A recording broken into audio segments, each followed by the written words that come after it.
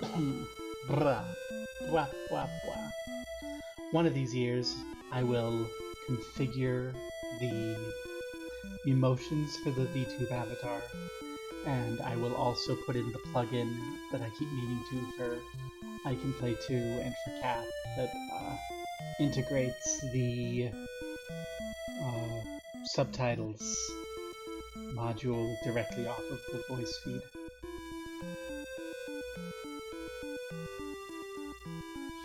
But I'm lazy. Especially on the second one, I look at the documentation and I go, that looks like what I do for work. I don't want to do that. Please just give me a plugin I can say work. But that's life.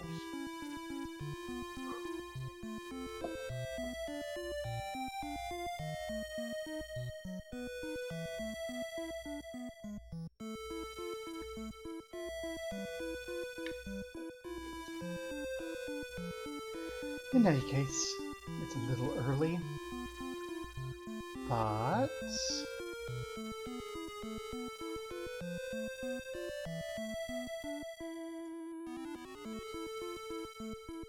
let me get myself positioned. Summer is here, and with it, things are hot. Does not help that I did laundry this morning, so my apartment is humid as fuck as all of my laundry dries, because I can hang up my laundry over a tarp in my living room with the window cracked open, and that's fine, but God forbid I take it out to the balcony. That's not allowed for some reason. Only thing you're allowed to do on the balcony is sit there and smoke. Like, for fuck's sake, let me put a clothesline on my balcony. It's because they want you to spend at their overpriced washer and dryer in the building, where it's like $2 to dry a load of laundry, and I'm like, fuck that! I'm not spending $2 to dry a load of laundry. I'm not spending $2 to wash a load of laundry. I know how to do this shit by hand. It's good exercise. I need exercise. So I'll wash my laundry, and I'll dry it. And you can take your greedy ass fucking laundry room and suck it.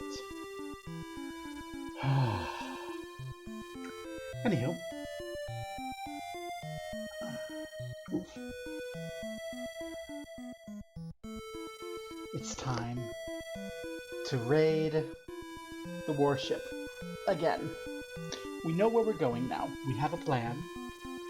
And that plan is going to be invade, grab one thing, retreat back to Altair, heal up, invade, grab one thing, and we aren't going to push. We aren't going to rescue Hilda until we feel that we're ready to push all the way through to the end. So I'm going to want at least 4 or 5 ethers in my inventory. And bolt leveled up. And yeah. So it's going to be long and grindy. It's so stupid. It's so absurd. And the places with the overpriced laundry loads, the overpriced drying, they're always the ones that ban drying laundry on your balcony during your lease. Like, I beg your pardon. I grew up in a lower upper class neighborhood, full of military officers and rich fuckers. And you know what every goddamned housewife on my block did? Dried their clothes outside on the clothesline. Try to tell me it's trashy. I'm like, I'm sorry, grew up in a rich neighborhood. Every single fucking old lady did this. Because they're just like, saves on electricity. Like, they only started using their dryers, like, when they started getting into their 60s. And it's just like, bleh. No space to air dry. Well, that's nice. See, in my apartment, there's lots of space to air dry. It's just a violation of lease, and it's like, You provide a balcony that is spacious enough to put a drying rack on, and then you're going to deny us the ability. It's the same thing. They have bits in the lease that restrict what you're allowed to cook, which I just fucking ignore because I'm sorry, I am not going to not eat good food. Like, I swear to fucking God, this lease wants you to only order McDonald's every day. And it's because they can't say no black people, no Arabs, no Indians. So they restrict your ability to use spices and shit. And I'm just like, fuck you, no, And so I violate the lease every time I cook because, fuck you, I like my turmeric. I like my garam masala. I learned that dal is not the name of a soup, it is actually just the Indian word for lentil, and ooh boy.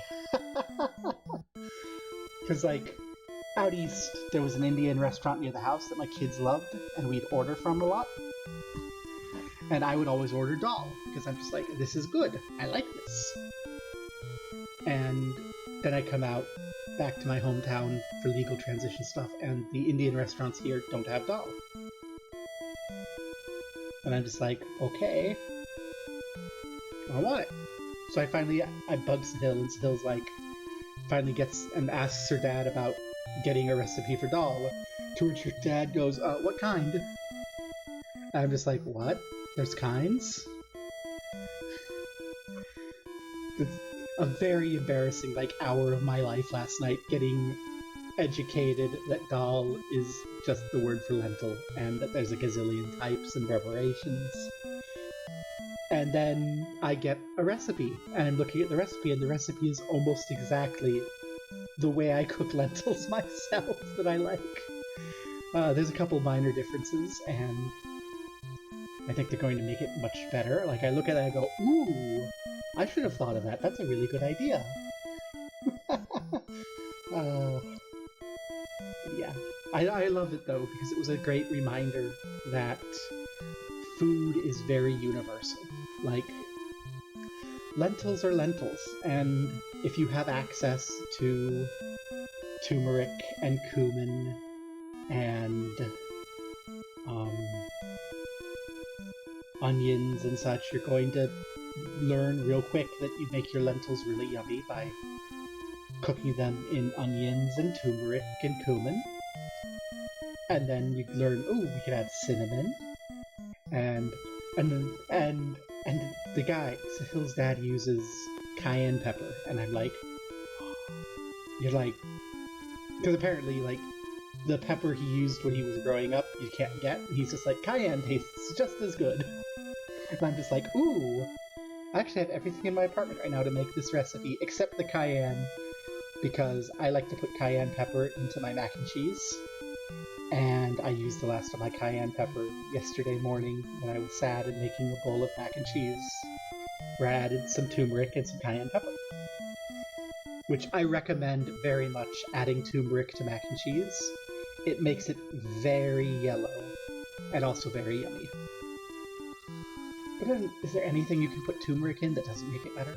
Like, turmeric is so good. I'm rambling. I am putting off starting because I expect this to be suffering. But I should. I would go to the shop and just get the cayenne pepper, but it's Memorial Day, and I don't want to fucking support the shops that are open on Memorial Day. It's a day off. People should have a fucking day off, even if it's for some weird reason like this. Also, my chat is not aligned. Let me fix that. Let me procrastinate more getting started on my suffering. Hey, I managed to babble my way through to when we were actually going to start. Huzzah! Begin. Also, where am I standing here? Okay. So raid 1 is going to be to get the sleep sword.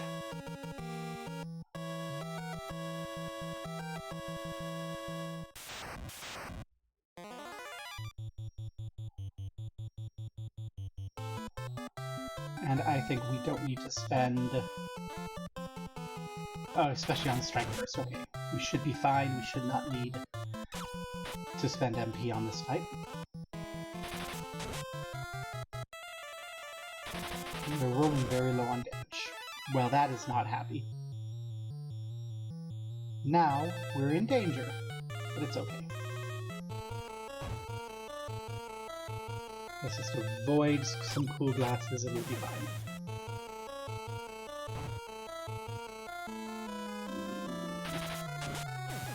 We're not fine.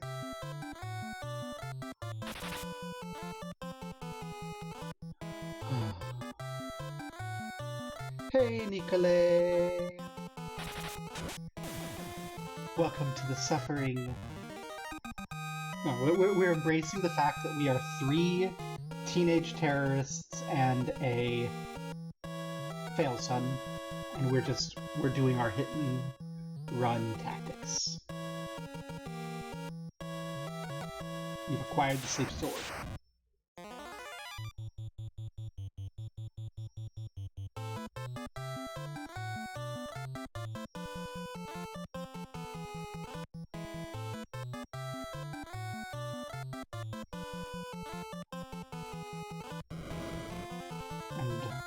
We're worried about the mages, of course, because the mages are the most dangerous enemies here, and they're back row, so we can't do shit against them until we burn out the soldiers. Gordon, why? Why are you failing, Gordon? Oh no. We're still okay, though.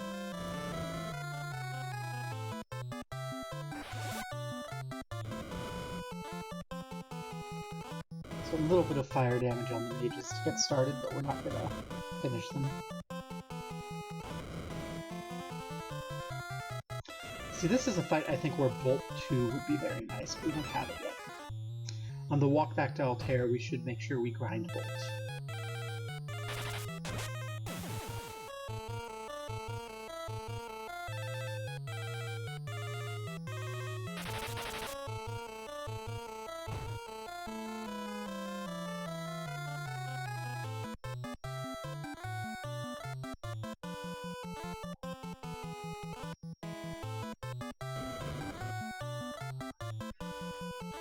That way we can start doing, like, big bolts against these armored enemies.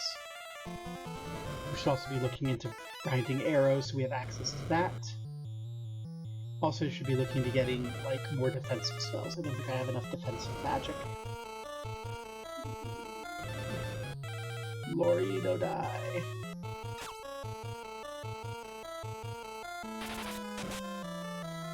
Well, that's miserable.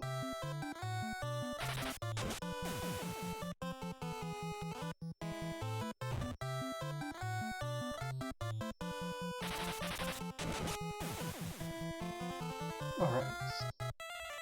We should be able to get to the back row now. Hear thyself.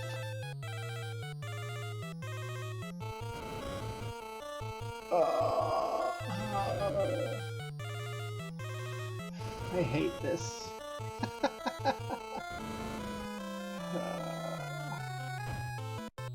It's because our Barbie's supposed to be our healer, but Barbie, just by chance, has become, like, such a powerhouse for damage that I never want to, like, have her stop and heal people.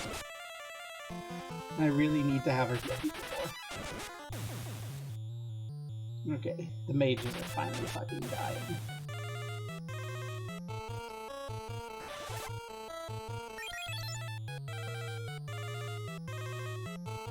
Well, let's take a bit here. Have everyone get some cures.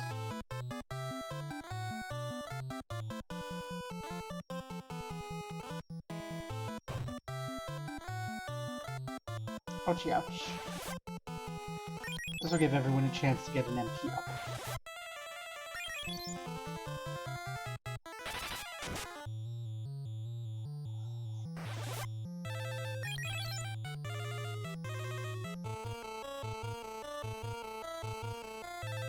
Okay, now we can kill the sergeant. because Cassie and Barbie should both do more than enough damage. Bum, bum, ba, da, da, da.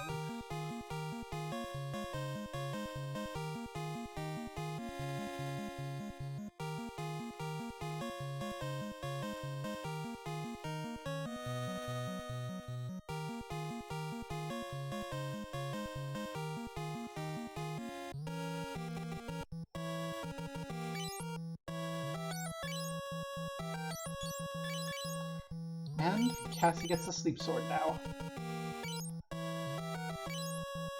Excellent. We are doing better than I was expecting, so we're going to go ahead and try to get some of the items from the second floor.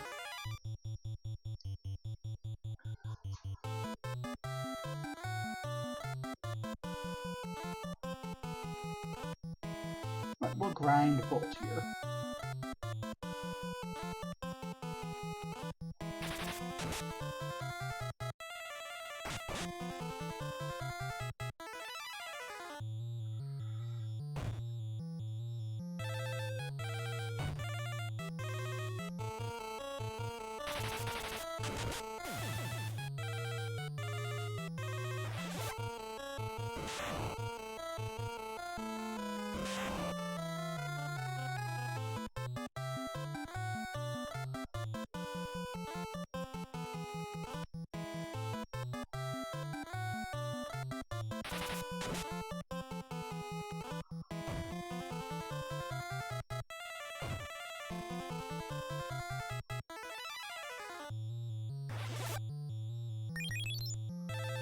Just remembering to heal in battle. Very important.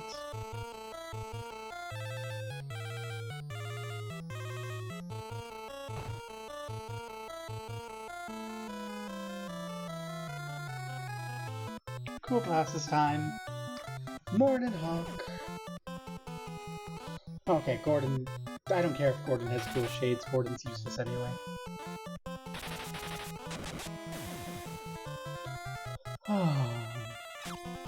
It's so hot already. Blech.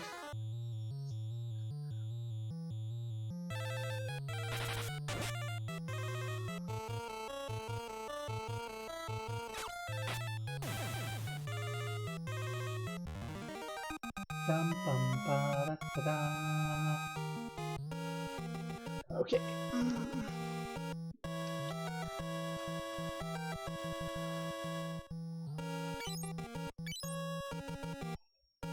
Well, give me some of that cool, because it's already hot and humid here at 9 a.m. and I don't like it. We're gonna head back to Altair. We're gonna play it safe. We're gonna head back to Altair. And we're gonna buy some more ethers. Use the inn.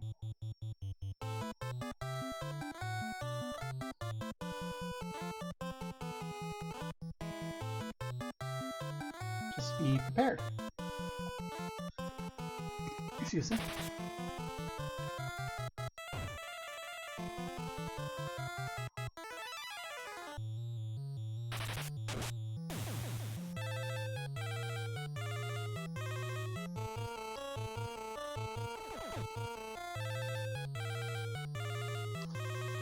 We're getting one little last-minute fuck you from the zombies of the Warship.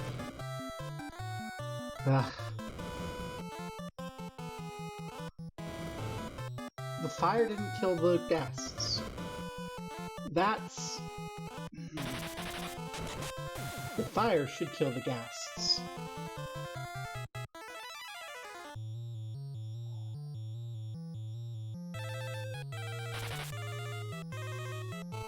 Oh my. We just had bad luck rolls.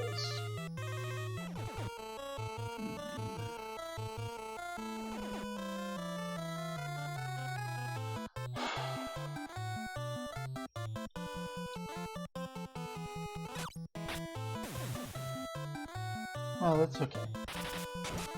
We're not suffering too badly. Everyone's got some cool shades. We can clear off. You know, we can spend 1 mana to order everyone to take cool shades off. It's fine. Boy, my hair is all sorts of mess. Give me a moment. I need a haircut. My hair is just long enough to be getting into trouble. And not so long that I can braid it, but I don't really want to braid it. I want to have like that cute short bob look. So I need to cut my hair, but that requires going out. Blech. Well, we've got the sleep sword. We'll save here, in case we die on the way home. And we will begin the long road back to Altair. Hey, it's a turtle friend. I forgot to clear out the cool shades. That's fine. We can do that after this fight. I love that Cassie just skewers an ogre now. Doesn't give a fuck anymore. No shits about the ogre.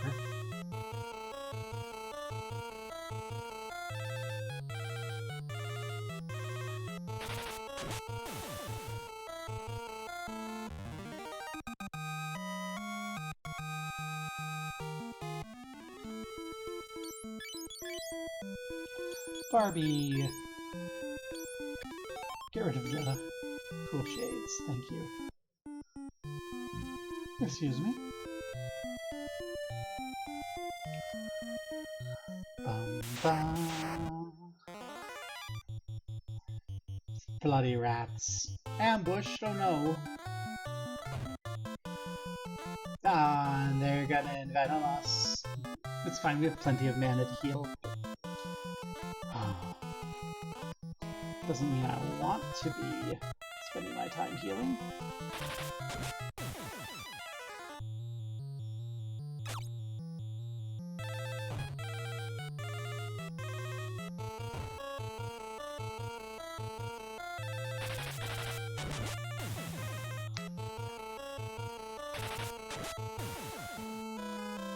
What's my mom want?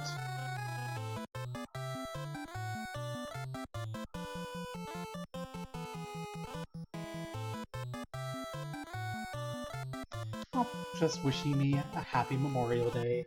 That's lovely.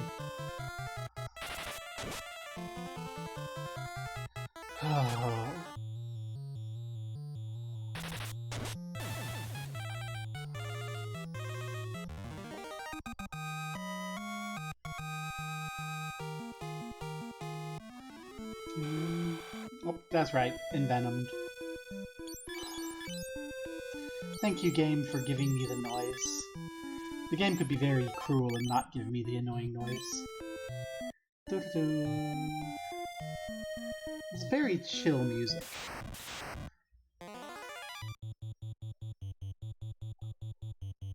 Oh, that's not who I want you to murder. Lori is going to freeze the turtle.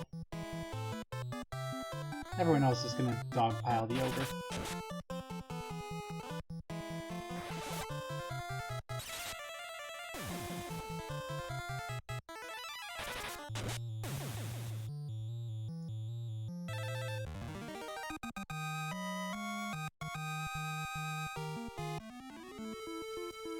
Remember when the turtle just destroyed us? Before we had ice? This is why I was meaning to grind Bolt, and we haven't had the opportunity. Okay, here we can grind Bolt. Because we're gonna need to dogpile the Two-Face anyway. We're gonna have to heal too. This is their dual head, excuse me. Yeah. This is a tough fight, I think.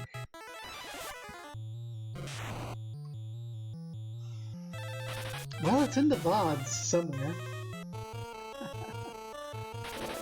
Okay, we're the sleep sword makes Cassie strong enough to just kill the dual head. That's good to know.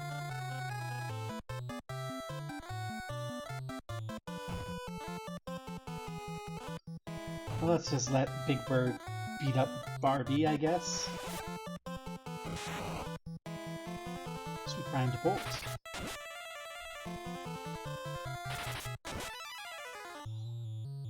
Oh, the sleep sword also puts you to sleep. Who would have thought the sleep sword would put them to sleep?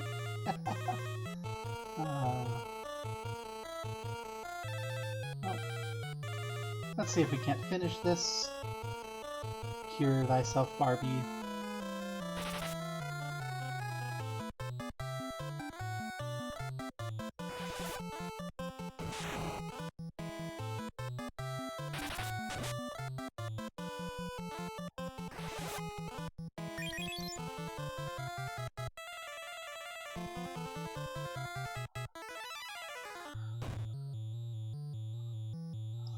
Don't do a nice amount of damage to me. That's not very friendly. That's not very friendly to do a nice amount of damage. Oh. Good.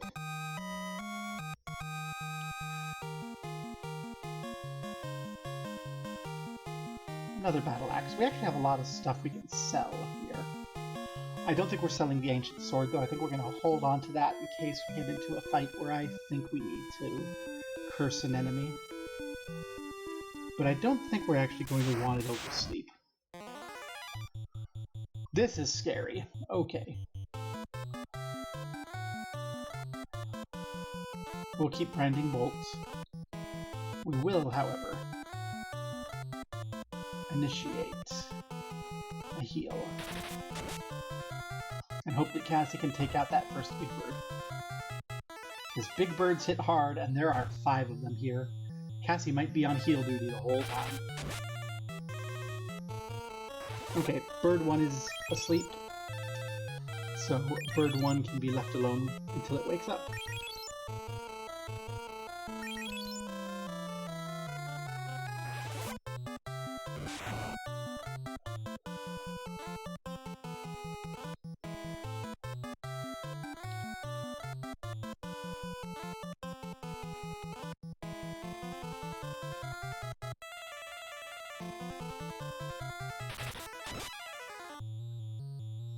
Bird 2 is asleep. Excellent.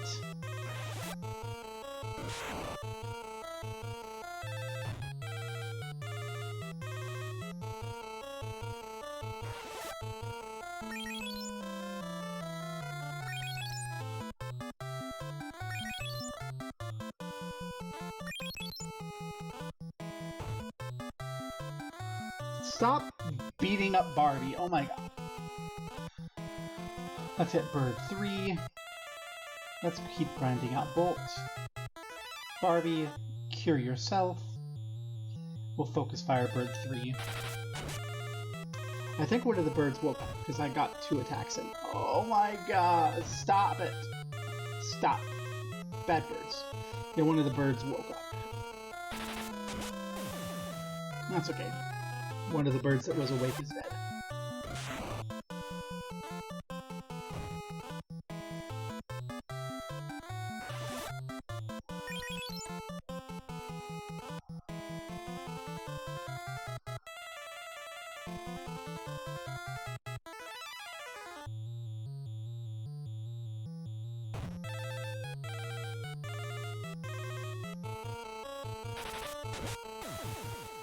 Keeping the 2 rows, we're keeping those 2 in the back from being able to attack. That's why I took out bird 3 before bird 1 or 2. So we still have 2 rows, and we only had 2 birds at most able to attack us. And now we have 2 birds able to attack us again.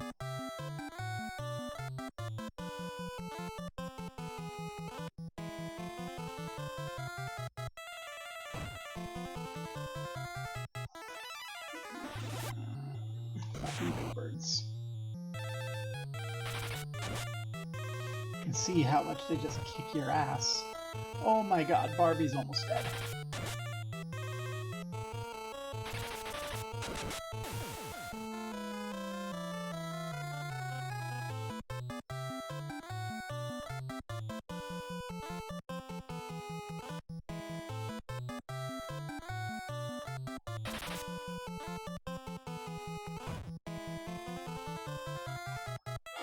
Well, now we're out of healing.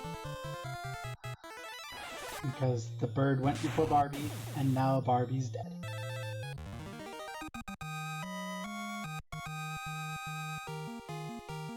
Bolt leveled up.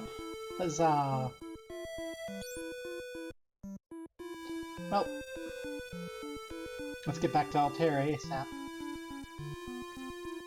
Yay! Our healer is dead, and you're saying yay? Wait. Ambush! Oh no! What this is... We're back in 5 levels.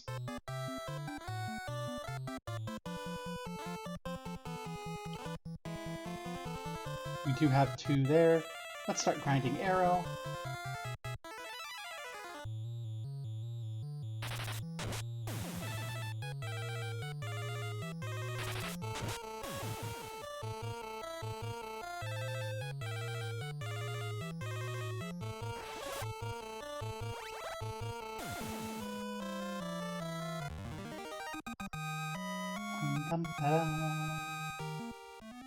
I guess leg eaters are weak to arrow. That would have been nice to know back when we were having trouble with leg eaters.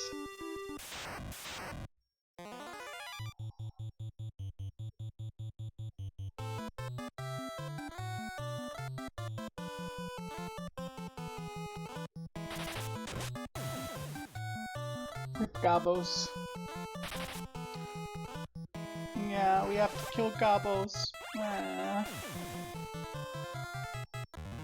It's because they were corrupted by the Empire's lies. It's a sorrowful thing, but it must be done.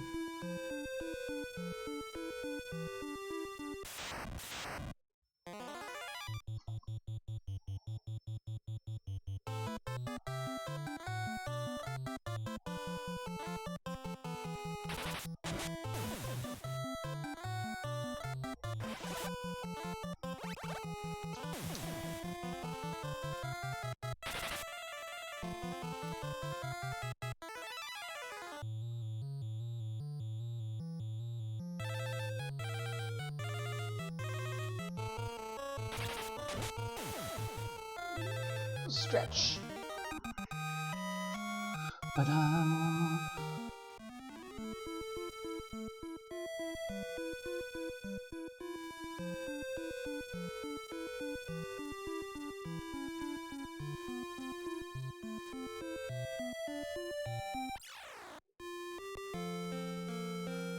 We've made it back to Altair.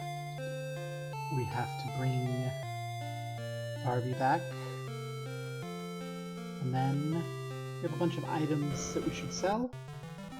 We have some items we should get. We have an inn to visit. And it's back at it. Back onto the grind. Because we need to go resolve the second floor.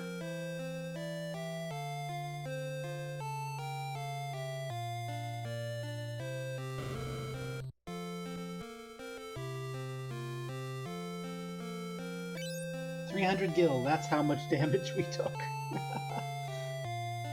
That's a sign that we had a good night, or a good trip. We have to spend 300 at the inn.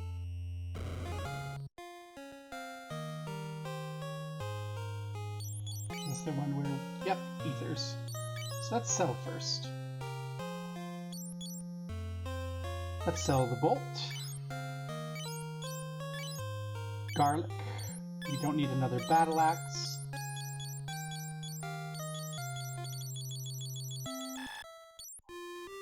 Should we learn stone? I don't think so. Especially not for 4,000.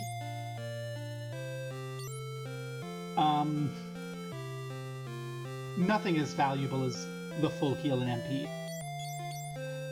You know what? We will sell this to the Ancient Sword. We're going to trust that we just need sleep.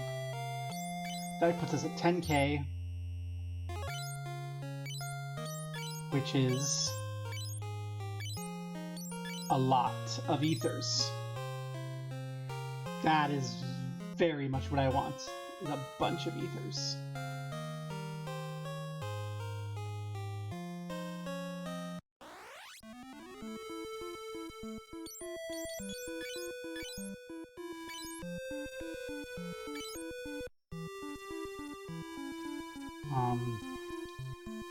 Could get 3 potions, I think. Almost. It's almost enough for a starter spell. It's really not a lot. Like, 300 is not much compared to, like, 2,500 for ether. And I am feeling very happy that I sold stone, because that gives us the ethers we need. Oh, no, we are grinding arrow.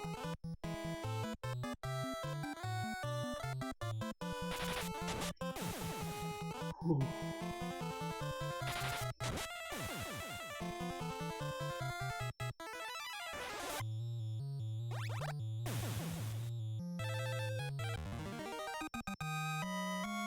Yes!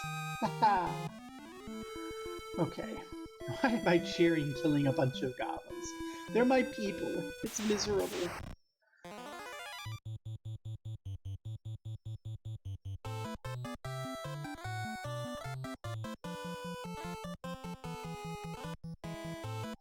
Let's keep the ice going.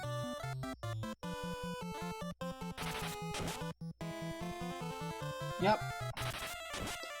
Turtle. We're actually doing damage with melee weapons to turtles, so that's a thing. We're getting very strong. But nothing compared to just ice demolishing the turtle.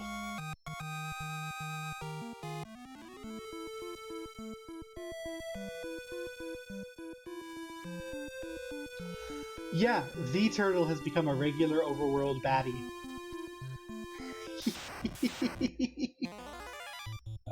Big birds.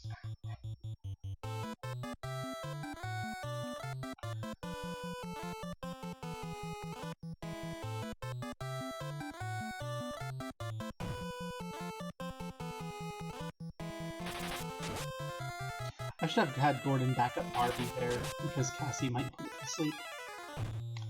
Nope.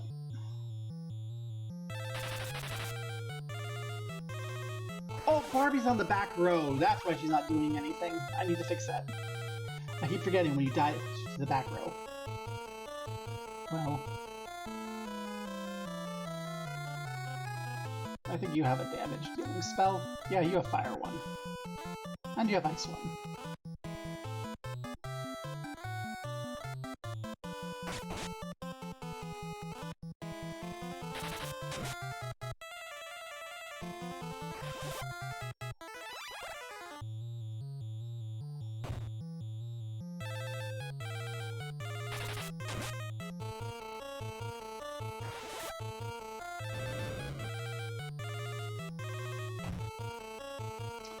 They're weak against arrow because they're birds.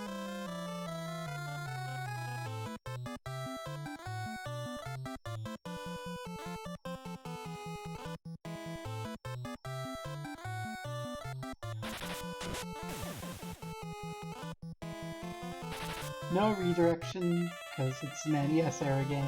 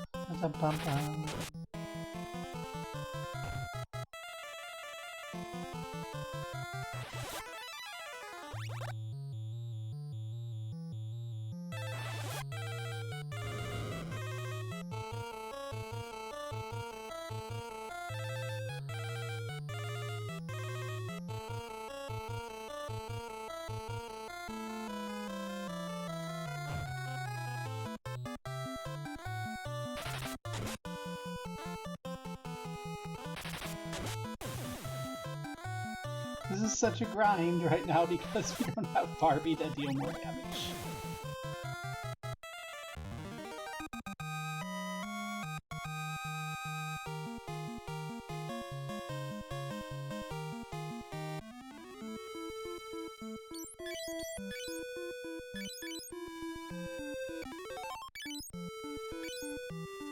And before we forget, back to the front row, Barbie. You need to beat people up with your dual-wielded axes.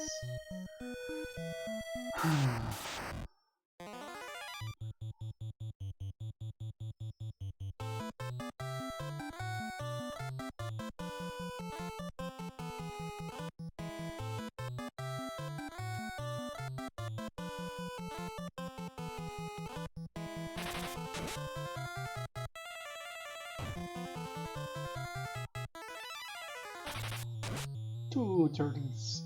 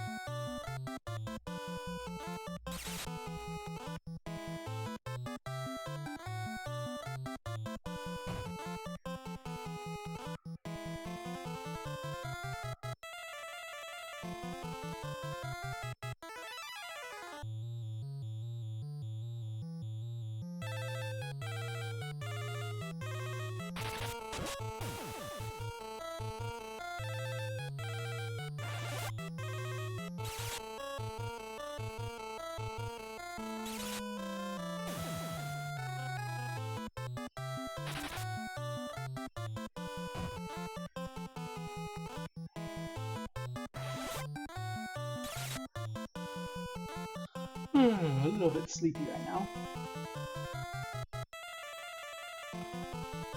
Let's finish it with the ice one. I think that should be more than enough. I'll grab a little doink. Or Gordon can just kill it with a physical attack.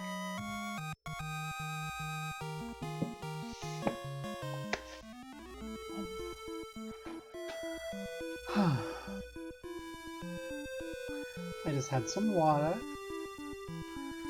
Because I'm keeping height weighted. I'm gonna go run get a Coke when I get back up there.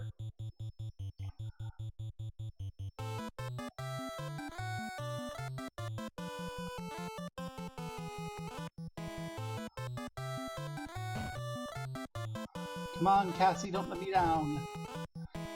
Pop it in one fell swoop.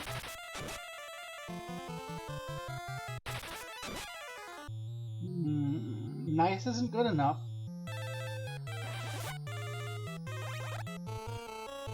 Come on, Barbie, finish the big bird off.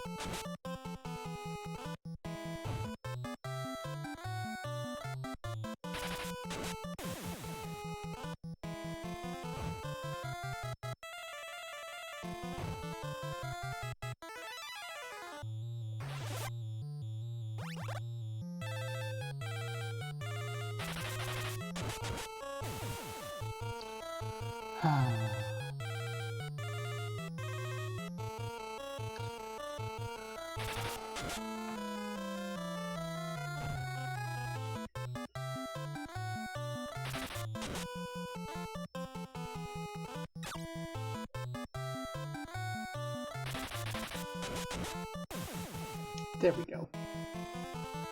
Big Bird is dead. Sesame Street is liberated once more. Morning, Will.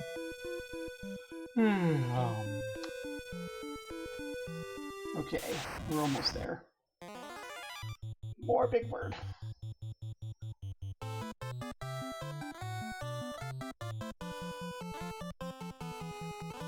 Let's hit a Bolt 2, see how that does. We're gonna gamble that Gordon is gonna die this round.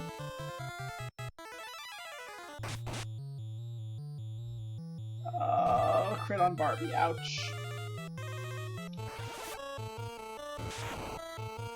Need to remember that it was Big Birds that killed Barbie on our way back to Altair. Need to be careful of them.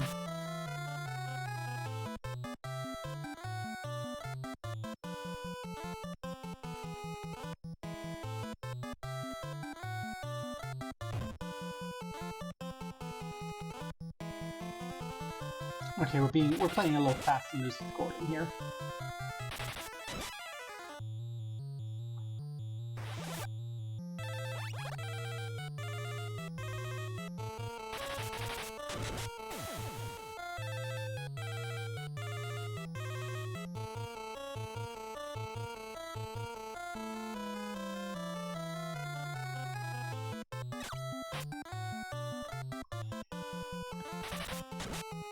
Well, that's something, I suppose. Okay. We need to heal before we go any further because Gordon is darn near dead.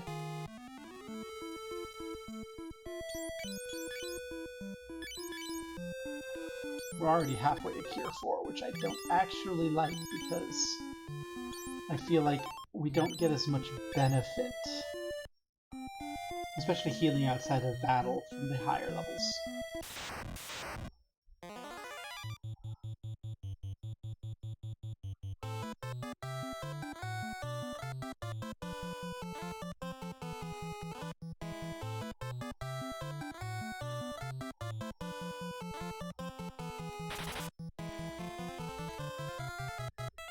Let's see if Cassie can do enough to finish off the Focus Ice from Barbie. Nope.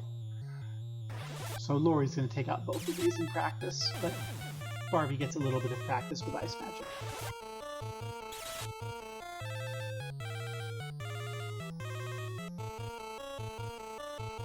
In fact, I think we can finish it off with Barbie's Ice Magic on the second one.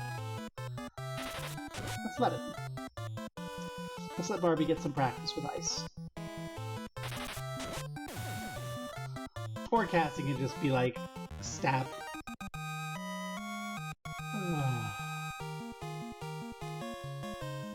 Spear up for Gordon. And a Mithril Shield. That's more money to sell later. Alright. So we're here.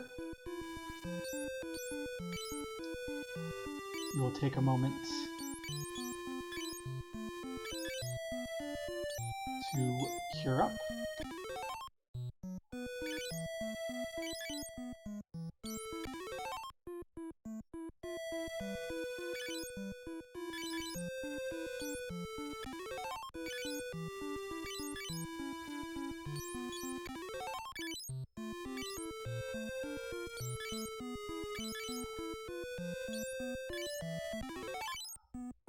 We'll spend 2 of these ethers, one on Barbie, one on Lori, to be prepared to go in and raid. That's 5,000 gold that we need to make that investment. I'm going to run and get myself a Coke real quick. We will be back very quickly. Don't go nowhere. It's gonna be a-okay.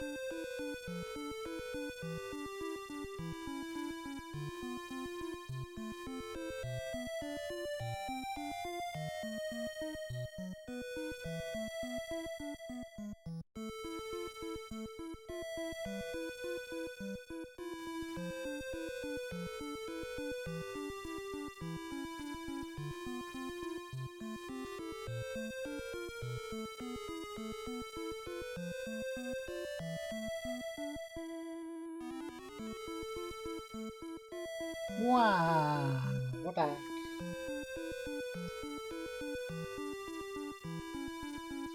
Well, I haven't started Legends yet. Legends is next up on this, but before I do that, I had a poll on Twitter because I want to do something in between Final Fantasy games, and Outer Wilds won, so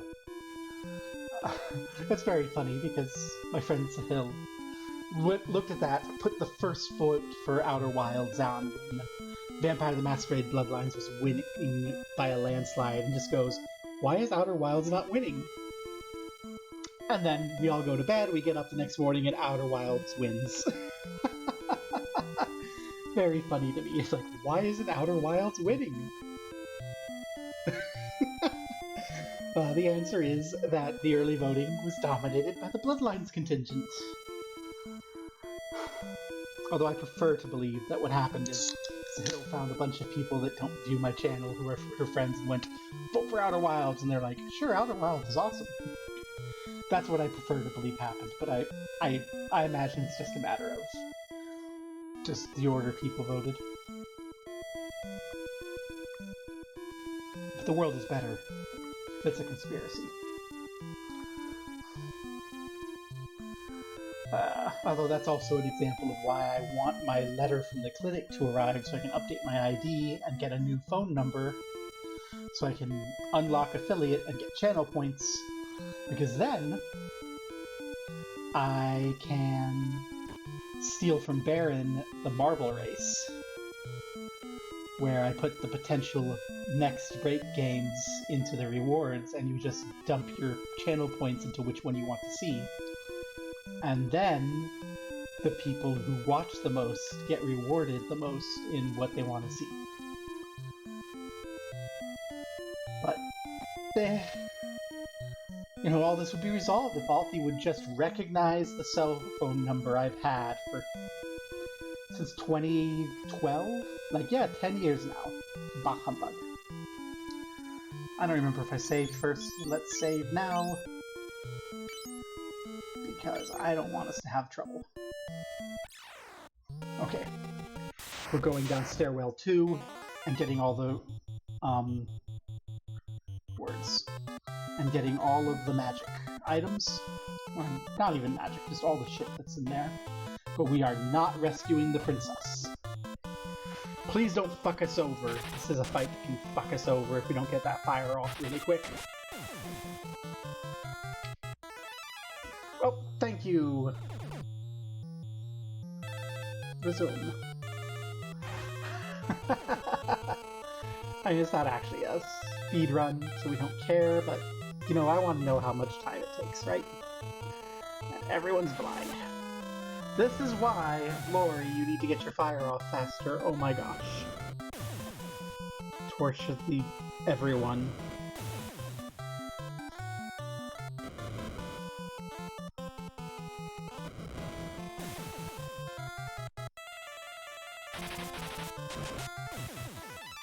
See?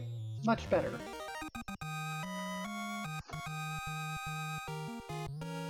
We'll wait until we have a little bit more darkness, because it's 1 mana to purge all the darkness.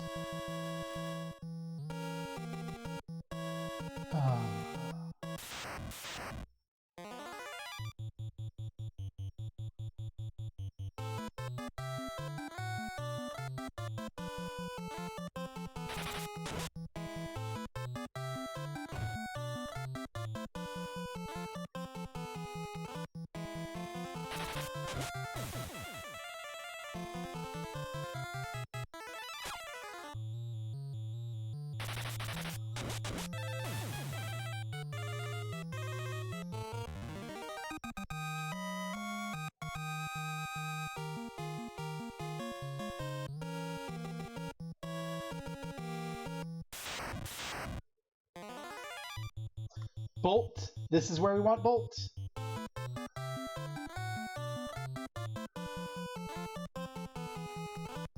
Don't cure yourself. Cure Barbie. Hello, Bolt 2. No, we're not going to single target Bolt 2. We're going to see how multi-targeting Bolt 2 works. We don't have Bolt on Barbie. You know what, we'll take this opportunity. Heal. Oh. Will, you didn't see. We figured out how to deal with the mines.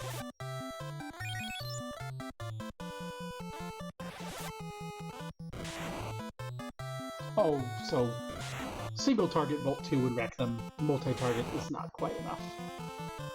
That's fine.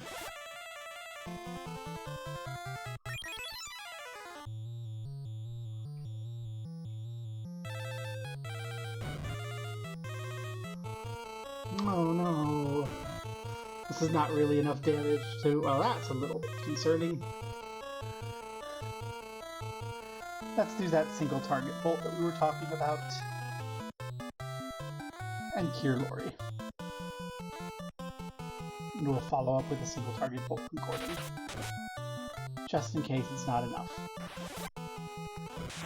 Or we'll lead with a single target bolt from Gordon.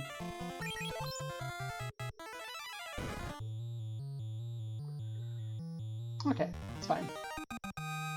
Bum-ba-da-da. And we should have done the single target bolt. We've learned.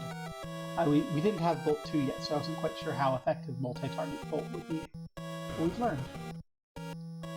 Here we go.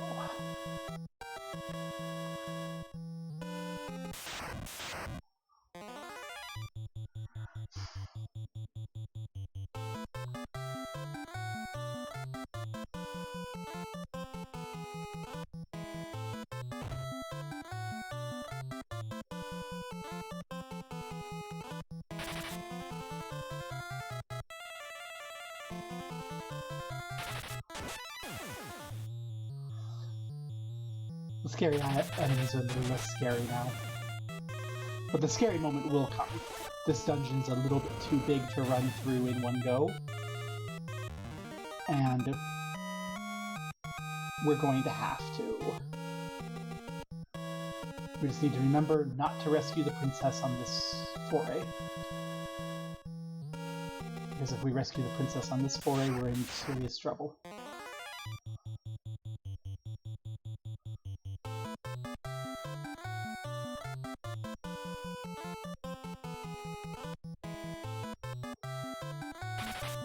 Yeah, I'm pretty sure the mages that work for the Empire are necromancers, and that they're raising the corpses of all the people that were genocided.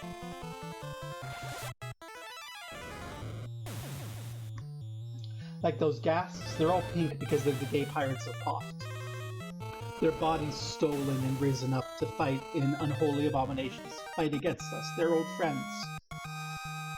The Empire will pay, they will suffer for the indignities they place. Blind Bow! Hey, Lori. Blind Bow.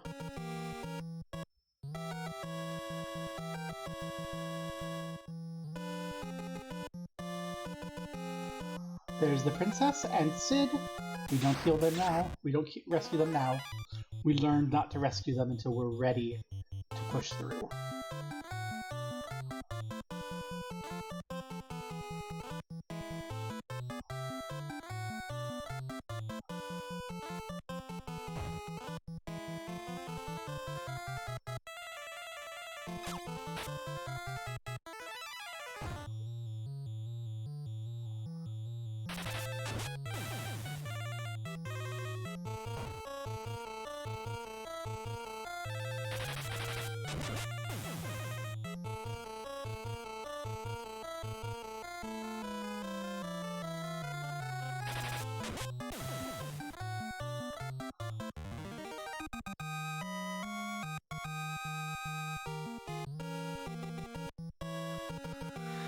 I think our third run is probably going to be that.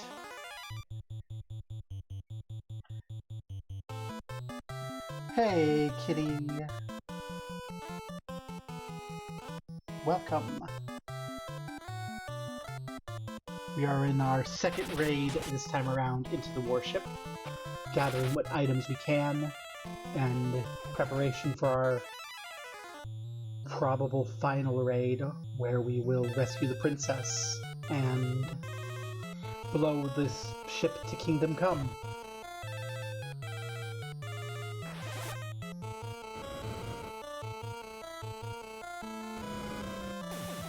Gordon got envenomed while I was giving a little update.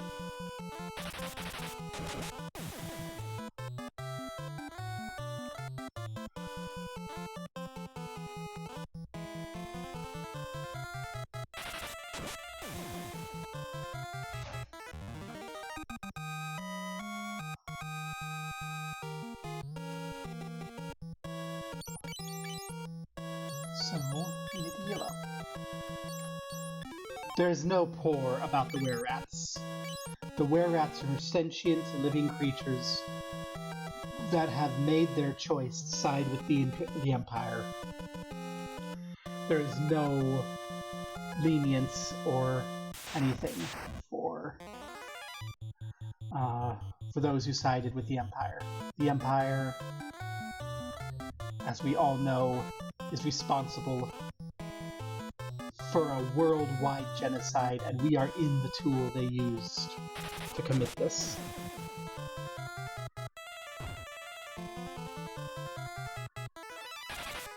It's the same reason why we don't feel very bad about murdering the Gabos, because the Gabos here, they fell into the... No, they don't want hugs. If they wanted hugs, they would have stayed with the king. Like, if they're here on the warship, they have to have gone out of their way to be here. Which means they work for the Empire. Potion. Potion. Apparently, in later ports, they turn those into X-Potions. Now the real question is, do we hightail it back to Altair and prep for the final push, or do we try to get the last items that are in the ship? Because I know there's some more items we haven't quite gotten.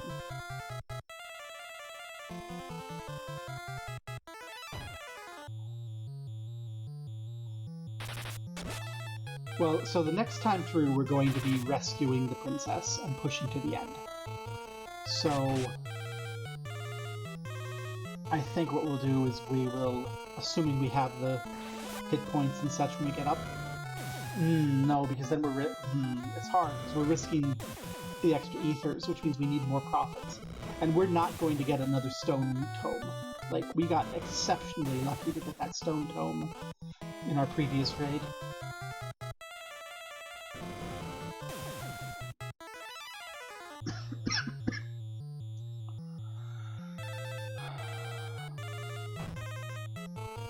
We could do a third raid and go for the third stairwell treasure. I don't know exactly where it is, though, because we died en route.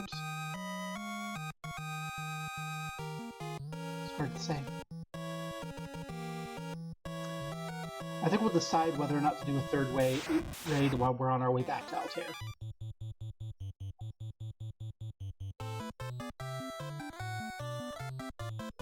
I think that's what we do. We head back to Altair to rest and recover, and on our way back to Altair, we contemplate the pros and cons of making a third raid to get the third staircase treasure.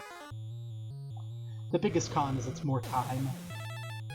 More time before we do our little side bit into the Outer Wilds. More time until we get into Legends 1 and the actually good Final Fantasy games.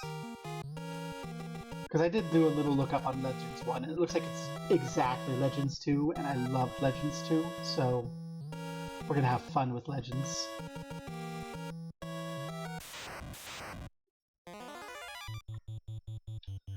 Ooh, this is a threat.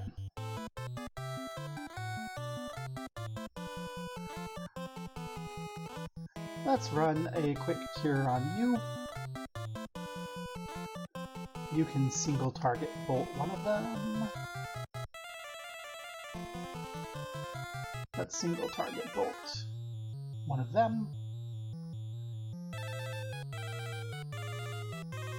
You'll team up with Gordon to single target bolt that one.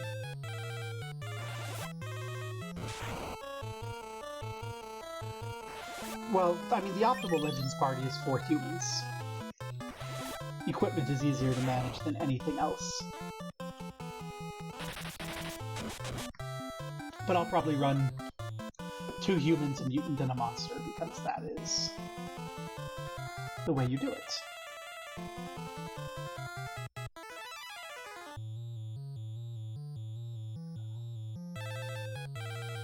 Okay, single target bolt 2 didn't do it either. This is slightly concerning.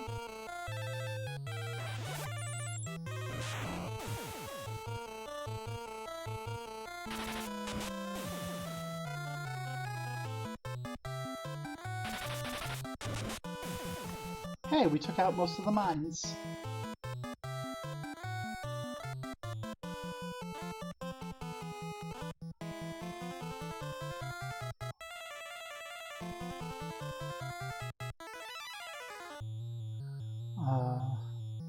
We're not at Legends yet. We're still working our way through Final Fantasy II.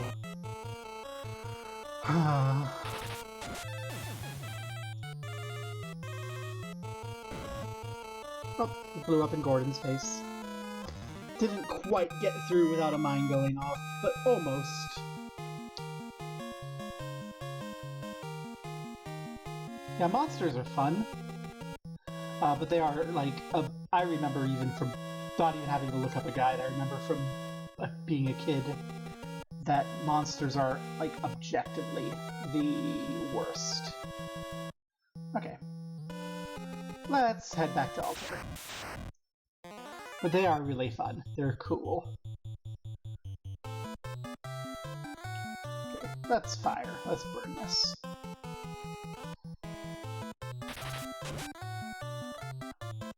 Let's go! No! Okay, for a moment, like, thought you were encouraging me to make a go of it now. We're not prepared.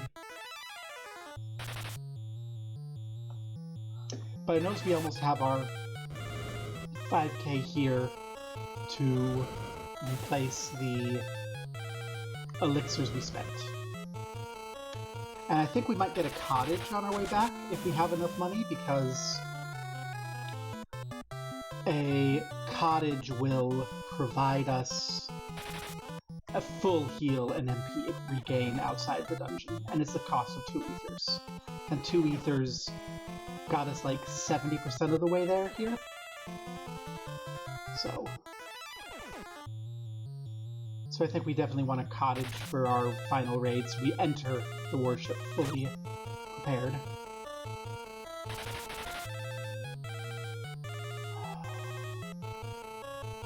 Okay, everyone do your attack. Barbie, kindly remove the glasses. Or don't.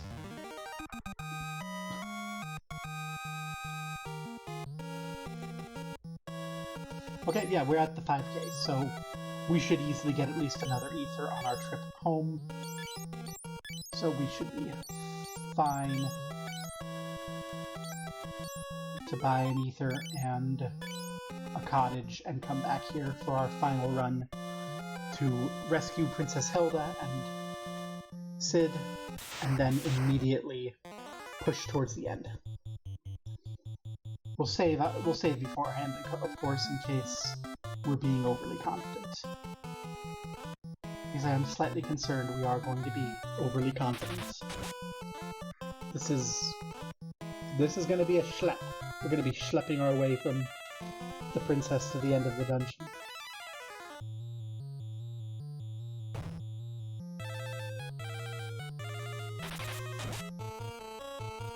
Oof.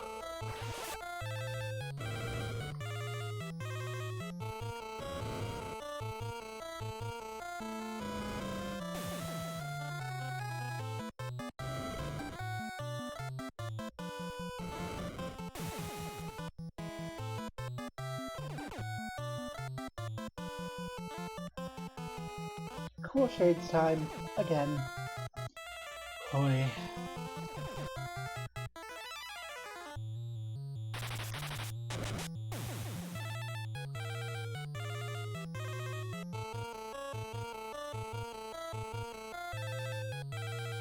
Oh.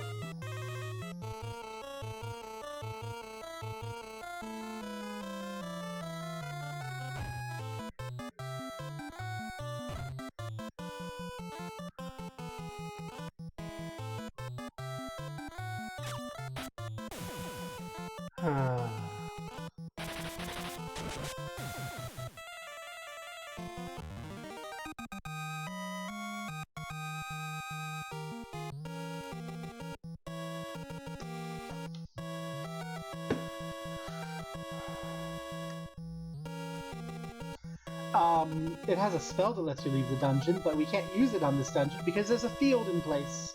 Also, we have to wait for this fucker again. This guy's keeping us from leaving. Again.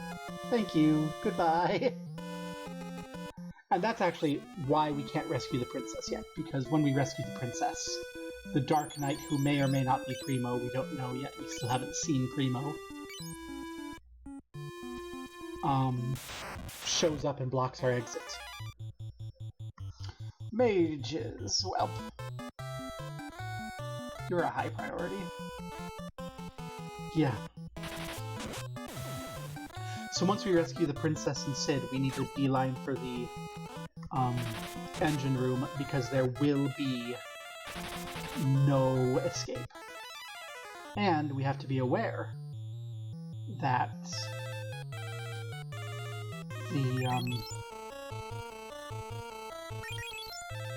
the enemies get stronger. So that's why we need to be prepared, and why I'm not sure if we're going to hit that last batch of treasure.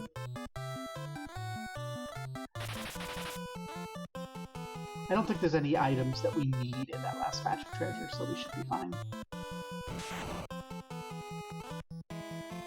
We have the sleep sword, we have the blind bow. I think those are the unique items there. So we should be okay to just push and destroy the warship once and for all.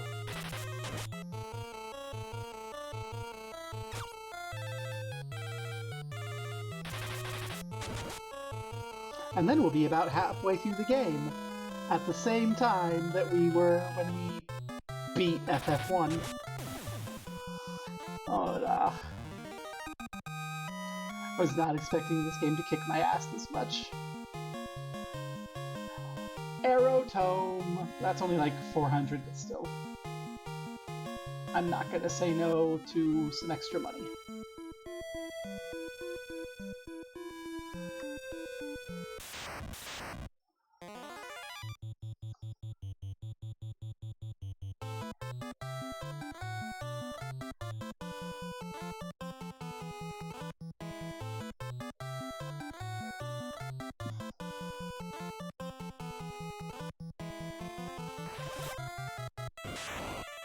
Oh, Bolt!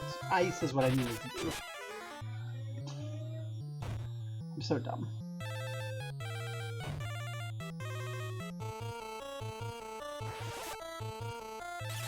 That's fine.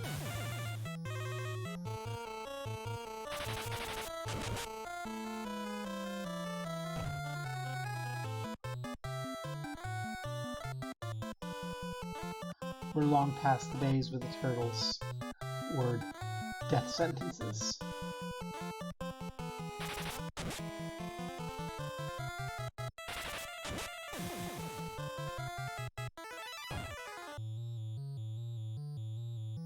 Except maybe for Prince Gordon. Prince Gordon's getting his ass handed to him. But also, Prince Gordon was worthless when he joined the party. He is very much the fail son that did nothing, had nothing expected of him, and now he's the heir after the Empire genocided everyone. But he's coming into his own. He's beginning to learn some magic, learn some combat.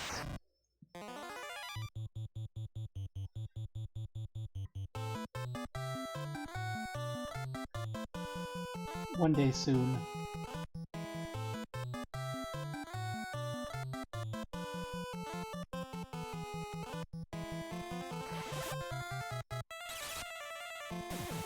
One day soon, he'll be a proper king. Hopefully, though, the old king survives, because I think Gordon probably needs some education and rulership.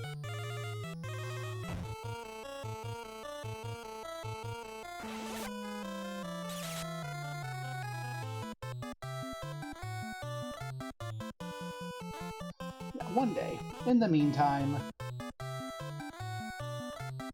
he's like a 30-year-old fail son running around with a bunch of 17-year-old terrorists attacking the Empire. Which I want to remind you, everyone in the party except for Gordon is like 17.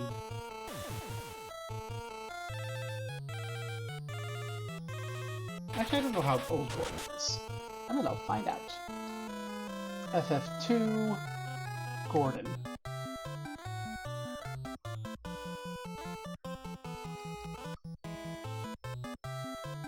He has no age listed.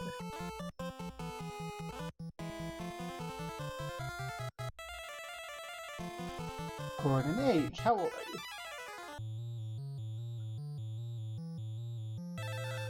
Doesn't say, but considering every other stat he has is 22 at the start, I'm going to go ahead and say that Gordon's 22. Because, yeah. Which would make Scott a little older. How old is Princess Hilda? Scott and Hilda were going to be engaged. 21, so Hilda's 21. That would make Scott... You know what? I can buy Scott being 25 and Hilda being 21. And Gordon being 22. I can buy that. I like that idea. It makes... Ooh, 2 Mithril Shields. Hey, Primo! We still haven't found you yet. Yeah, that makes, I think, Gordon just old enough to be embarrassing. Just old enough to be embarrassing when he's getting shown up by these teenagers, but not so old as to be creepy. Let's practice arrow. We're almost out of magic.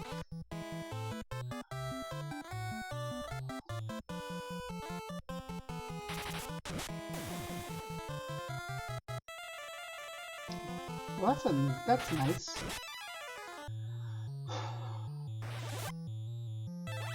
I still think my party's gonna end up being 2 humans, a mutant, and a monster. I think that's going to be my plan when I do Legends. Because I know humans are more powerful, but I also want to show off mutants and...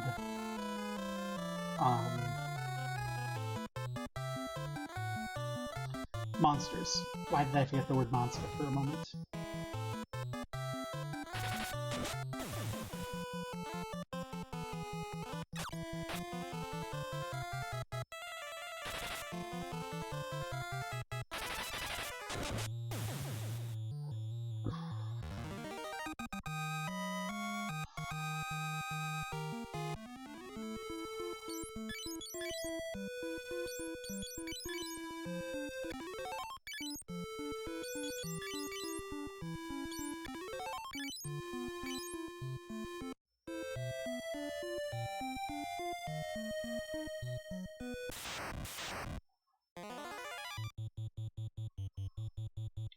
Wizard ogres need to die first.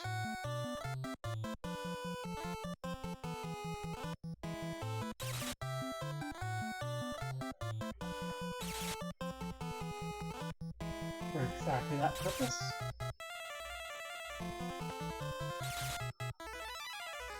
Oh, the Hilda that's 21 is the Hilda in Final Fantasy XIV. Whoops. The Hilda in Final Fantasy II has no age listed, just she is young. Well, also, oh my gosh, that means that the Hilda in Final Fantasy XIV is a reference to the Hilda in Final Fantasy II. Are there other Hildas? We'll need to keep our eyes peeled for Hildas in positions of power, the way we keep our eyes peeled for Sids. Because...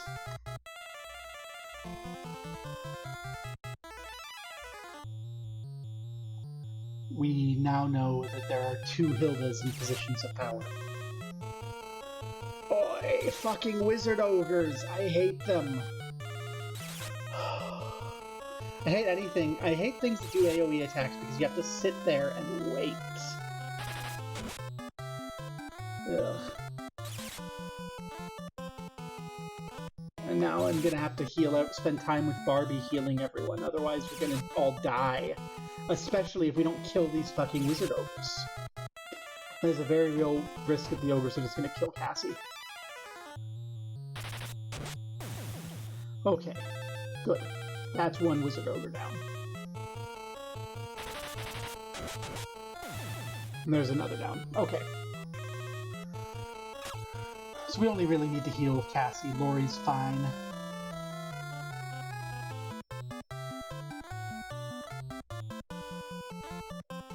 I get stressed when the HP starts to drop that low.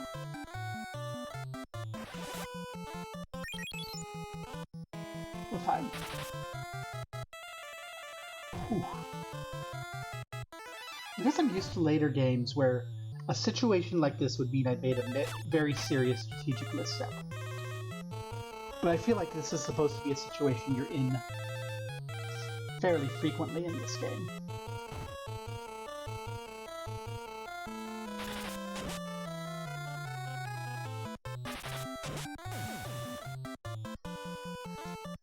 I think the eyes peeled is referring to keeping your eyelids open, because the eyelids are almost like a skin on your eye, and then you peel them and now your eye is open. I think that's where the saying comes from. A metaphor for the eyelid. Remove your eyelids. See forever. Call 1-800-Cenobite today.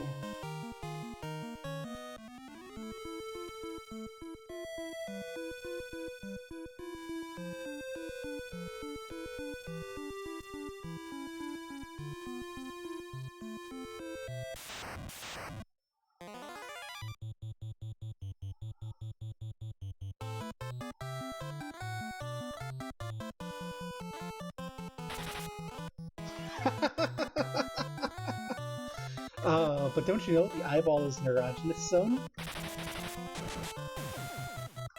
Allegedly, it is extremely pleasant to be licked on the eyeball. It's also a very serious infection vector, and you probably should not do it.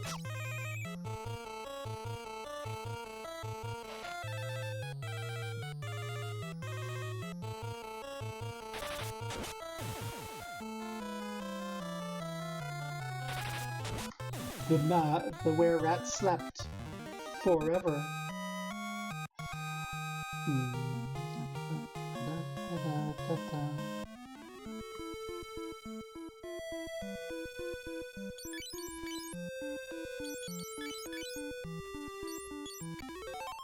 Okay, we don't quite have the 7,500 I want.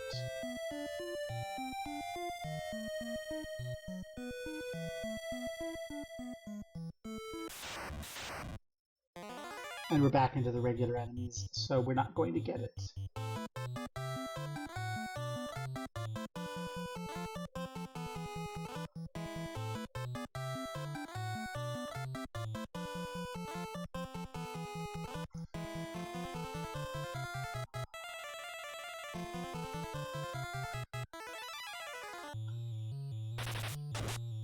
Eilic discourse.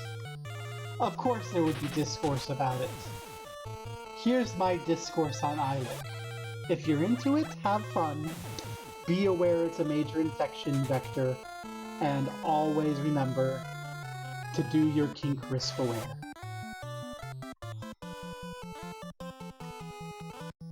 Gosh, people getting all weird about everything. If two consenting adults want to lick each other's eyes and are fine with the risk of eye infection, let them. Don't be weird about it.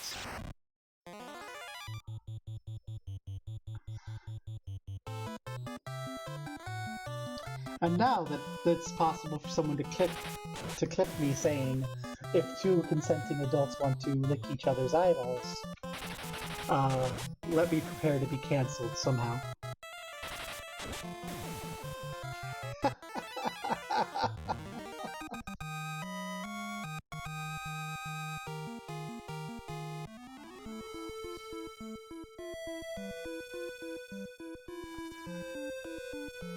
Tempted? You're tempted? You're tempted to clip me, or you're tempted to cancel me? You'll let the VOD do it. Well, the VOD has context, so I wouldn't get cancelled from the VOD. I mean, it's not like people purposefully ignore context or anything. Could you imagine living in such a world?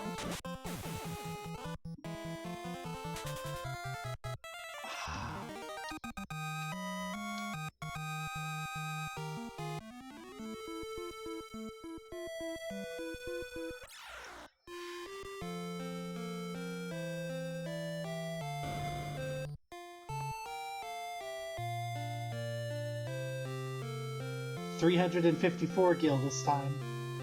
We had even more suffering to heal.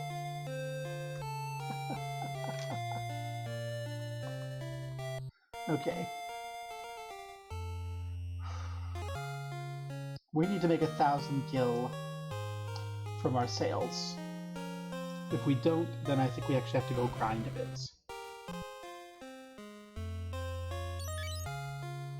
Longbow. Mithril shield.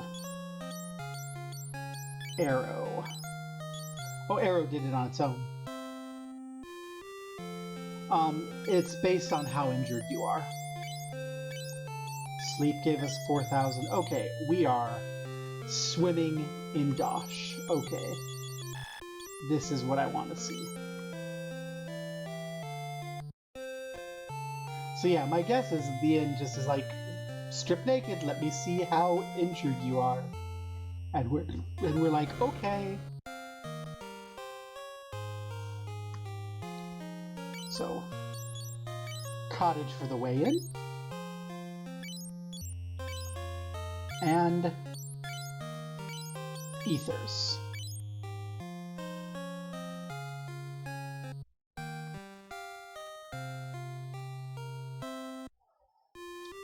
We are ready to make the raid. Let's save here in case something goes wrong on the walk back. Take a moment to stretch because, oof, this game can be very tedious. Find out who's pinging me earlier. Totally not being all...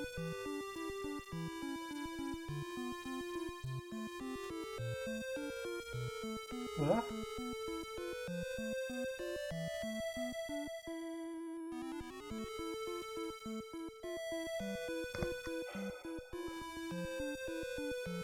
And did you ping me here? Yes, you did. I will explain later. I will explain to that gentleman later that Owl House 3 is going to be a number of specials, as far as I'm aware. And it turns out he's correct, and they actually canceled the specials. Considering the state of the cliffhanger at the end of Owl House Season 2, I will organize a campaign to go to Disneyland and Disney World and burn those theme parks to the ground. Because I need to know if Hunter's Talisman is okay. And they don't give us that information. So if they leave that in limbo, then I will have to destroy the mouse. There is nothing else to say. Some sins cannot be forgiven.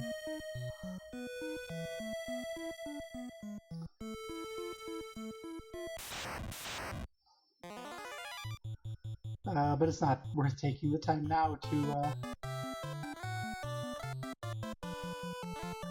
do. Solid. Yeah, exactly. Will understands.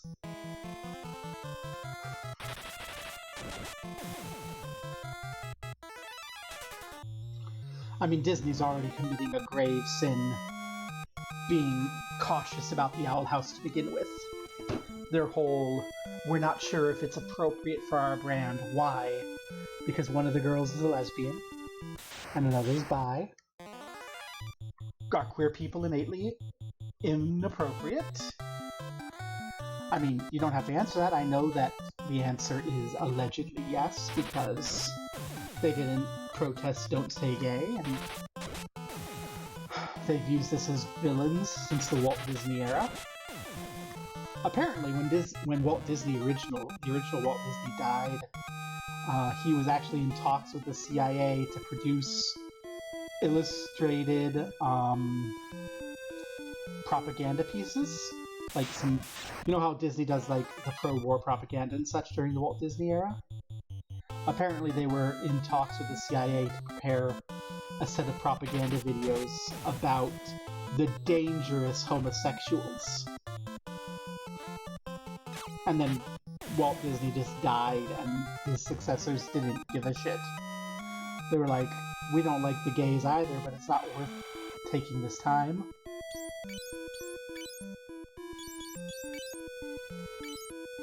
Yeah. I mean, Walt Disney was a horrible, evil human being. And he's the one who started the habit of queer-coding villains. Like, the earliest queer-coding in Disney was like a bit of haha, look at the funny gay. Which, that's annoying, but it wasn't like the way trans people were the butt of a joke in the 90s. It was, oh, look, this dragon and knight are probably gay, and they're both quite foppish and like their tea. Ho ho ho. But then it started turning into like, as the gay rights movement started, the Disney films started to reflect that sort of myth of the gay pedophile, which is just like, why would you do this, Disney? Thanks for the ambush, Wizard Ogre. I love you. Please, come to my home, cuddle. Don't worry about the knife. I promise I won't stab you during our sleep. I just want you to hold me in those great big blue arms of yours. Please, have a hug. Everyone will hug you.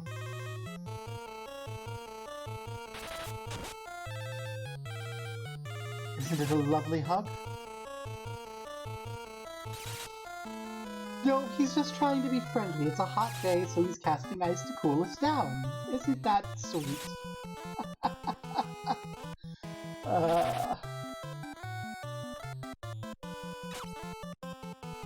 And we'll repay.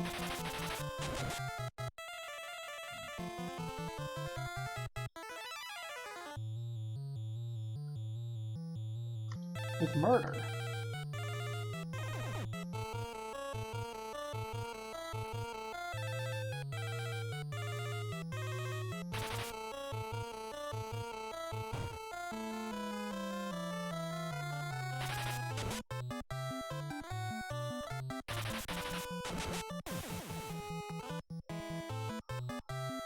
Lori is slept. Oh, Lori's up again. Wizard ogres are big smarts. They're also scary and annoying. Yawn.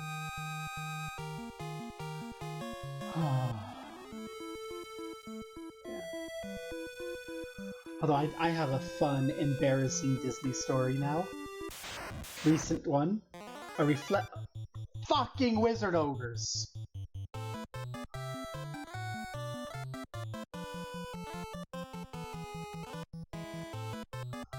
Okay. We're running the full fucking heel. Embarrassing story. To go with Barbara's ignorance knows no bounds. And have it relate to something I'm allegedly good at, which is, like, media analysis, right? Like, for context, when I was going to college, my choice was between a full-ride scholarship to the University of Nebraska for anything, or a full-ride scholarship to UC Berkeley to study queer theory and literature. And my parents bullied me out of the latter. So I want that to be in your mind when I mention that my favorite Disney movie from when it was released in 1998, shortly after I cracked, until today, is Mulan. I love Mulan. Mulan is a great, fun movie. And as I'm sure all of you know, Mulan is also a trans allegory. Right? Does everyone know that? Because, guess what I did not know, or never noticed, despite this being my favorite film from the Disney canon, until earlier this week when someone came along and deadpan read the lyrics to Reflection at me. It's not intended to be, but it is. It is. I need to focus on this fight because fucking big birds. Torch them. Okay, yeah. I don't think it would be. I think it's intended to be like a feminist power fantasy, right? But it becomes a queer trans narrative with a reflection. You know, who is this girl I see staring right back at me? When will my reflection show who I am inside? And you're like, I never picked up those lyrics because I'm just like da da da da da da, because I like the music, and I get caught up in it. And Mulan comes up in a chat earlier this week, and someone's like, it's a trans allegory. I'm like, what? It is? And they're like, you didn't notice? I thought you were saying this is your favorite and you're a trans gal. You cracked a couple months before it came out. How did you not notice? And I'm like, I think it's very presumptuous to make this claim, right? It's very easy to read this as not a trans narrative. I can see where the trans meaning comes from, but it seems, you know, overly aggressive to insist upon it, right? And then they just deadpan read Reflection at me. And I'm just like, fuck, I'm an idiot.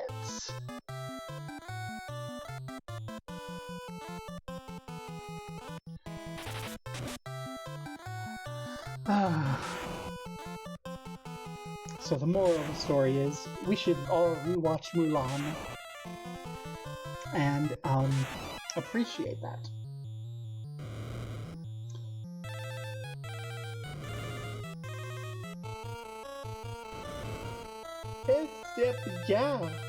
Yeah.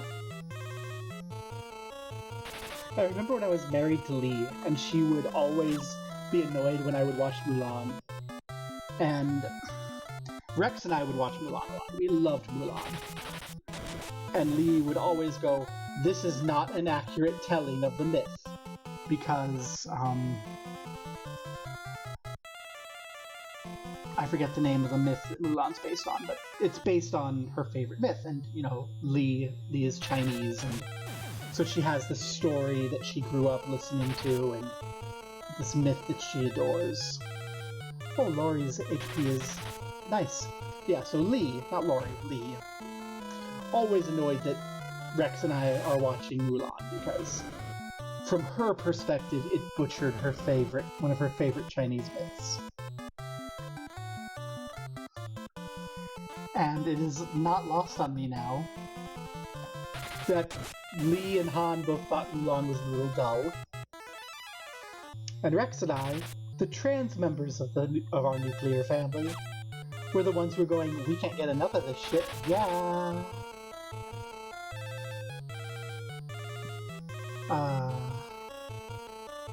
Of course I mentioned that to Rex, and Rex immediately goes, yeah, why do you think I like it so much? And I'm just like, god damn it! I am so stupid. Ooh, a Berserk manual. That is probably a lot of money too.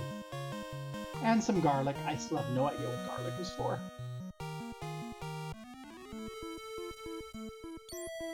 Okay. It's time. Cottage. Done. Save in place. Whew. Stretch. Prepare.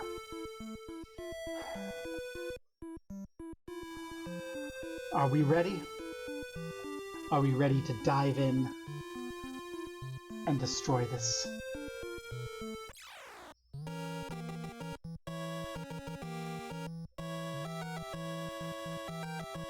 Rex is also much more queer conscious than I was, and I think maybe you were, right?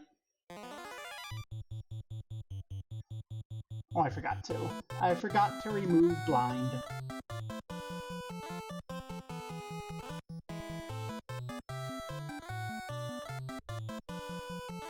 Let's have you attack that one. I think that'll do it.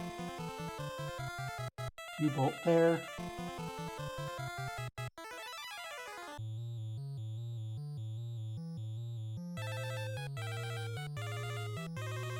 There we go.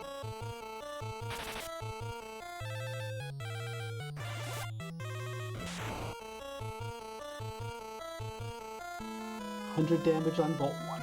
Very nice.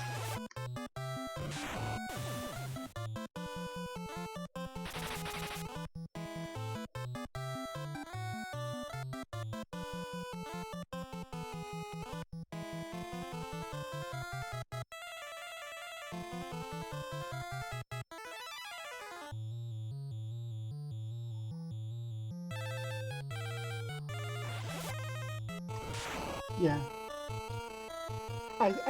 I think part of what has helped Rex, like, figure out this stuff about himself so much earlier than, like, I really understood and such is, you know, hi, I dated a trans guy in 2015, and one of my best friends from college is a trans guy.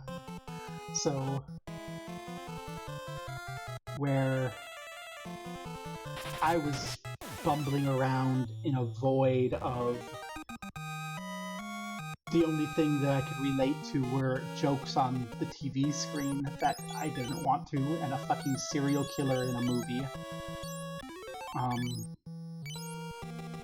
Rex was able, as he started to figure things out, to go, I'm like Uncle Johnny, or I'm like June. So it's like, a year or two ago, did I crack you, Julia? Oh no, I thought these guys didn't come out until we rescued the princess. We're in trouble. That's 4 mana that we're gonna potentially have to spend. Okay.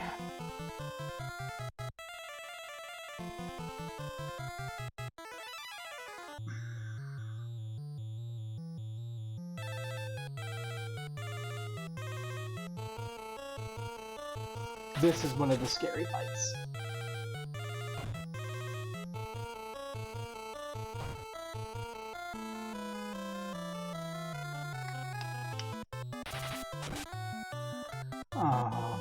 my exposure to trans rep as a youth: Buffalo Bill in Silence of the Lambs,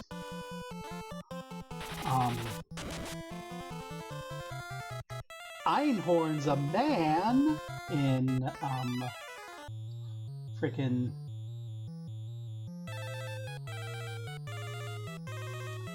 Ace Ventura, and then Frankenfurter. Oh my gosh, I cracked you. You're welcome, and I'm sorry.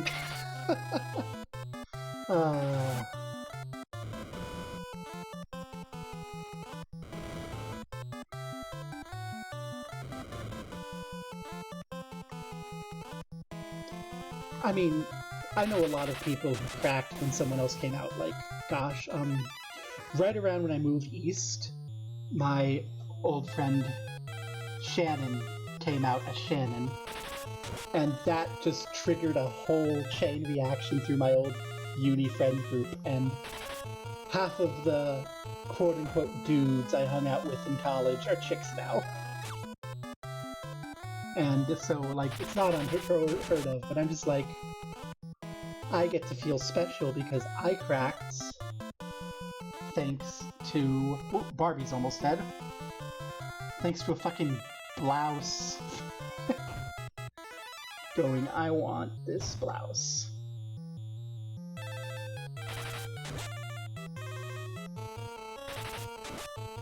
Why am I not allowed to wear this blouse? Why do I have to wear a three-piece suit to my court hearing? Why can't I look pretty? And then... ta-da! Oh, it's because I'm a chick in a dude's body. Blah, everything's horrible. Which is not that bad. But it sure as hell feels that bad when you're 12 in rural Nebraska, right?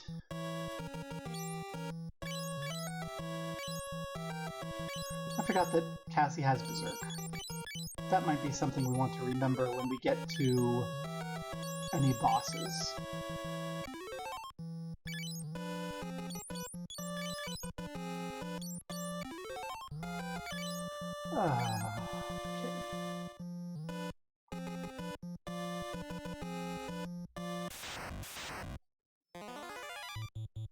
Okay, these are fights we know how to handle. Also, I am pretty sure that the purple Skelehumans just burn, so let's focus on the ones that don't.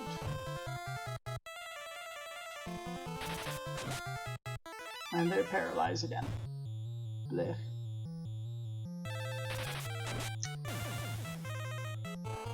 Yeah, rats are paper mache. They're fine. It's ghasts that are a little tanky.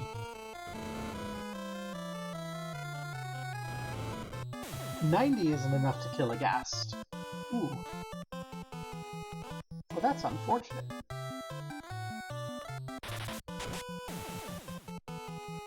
Well, ghast's dead now.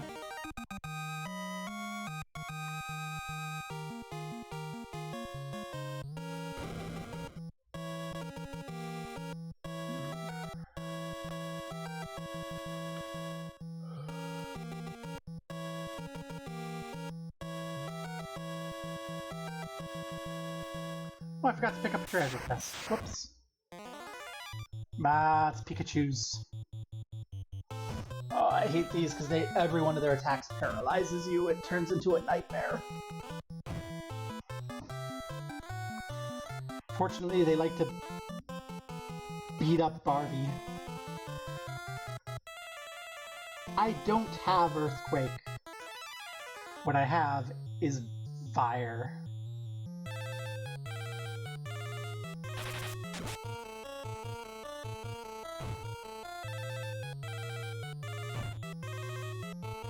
And everyone getting paralyzed.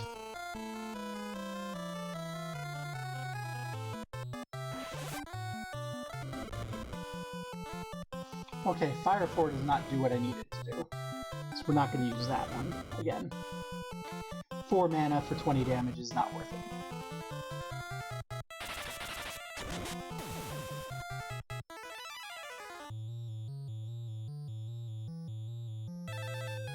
Let's check how Ice does.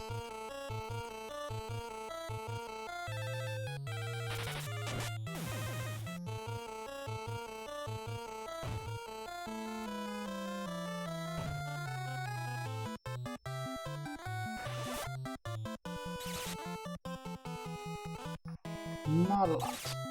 I think stunners are resistant to magic is the vibe I'm getting. Well, we're gonna just kill that stunner.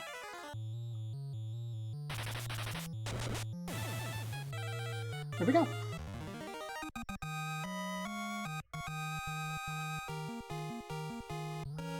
Fire 5. Ruh-roh.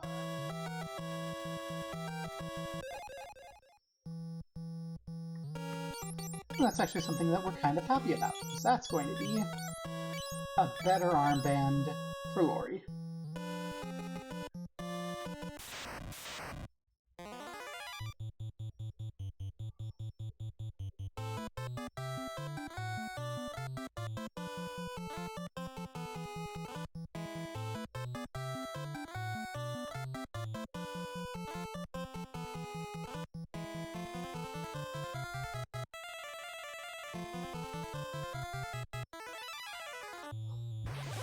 Go, Gordon!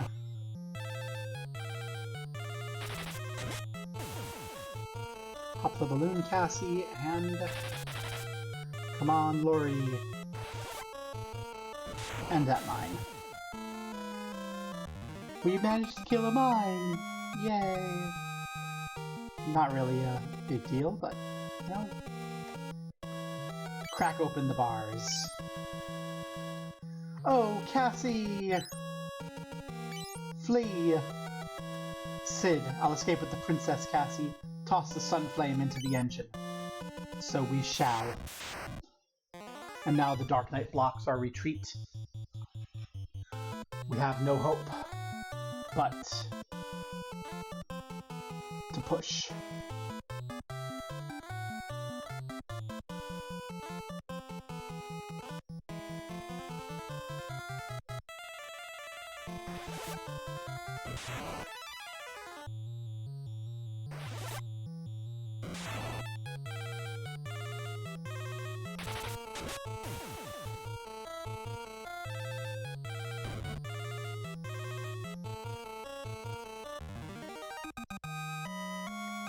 Our exit is sealed off, and our only hope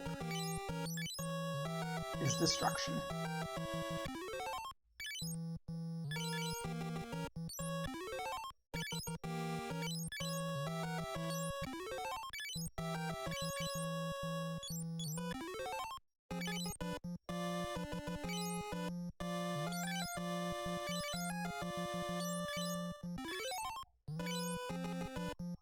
That's where we brought all these ethers, though.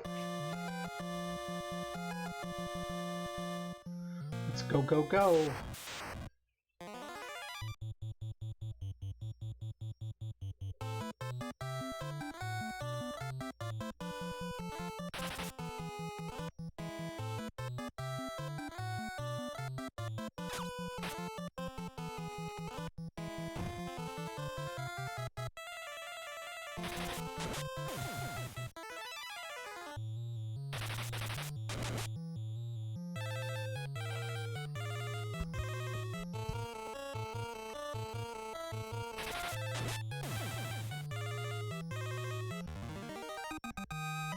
Good. They're gone. Shield up.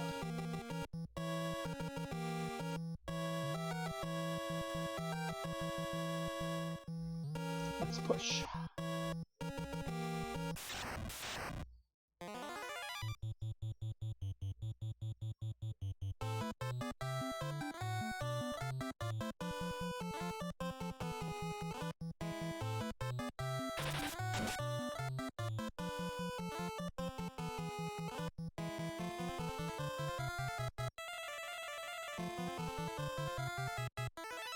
That was a lucky everyone missing.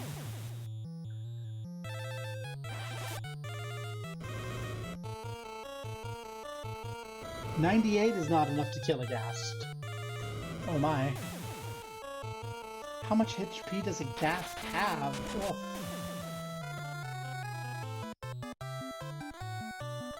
Probably 100 on the dot.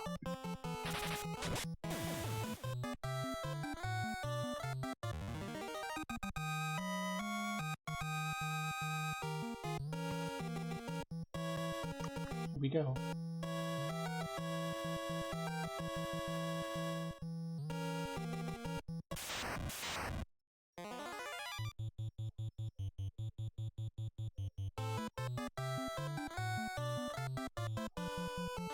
Oh, I just had a deliciously wicked question pop into my head. For Primo and Will, when did you first figure out you were cis?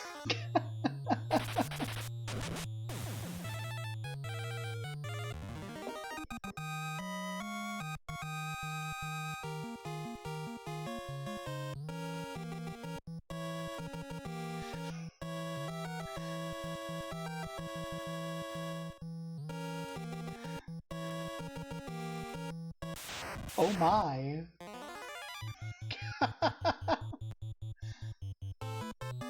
That bad, huh, Primo?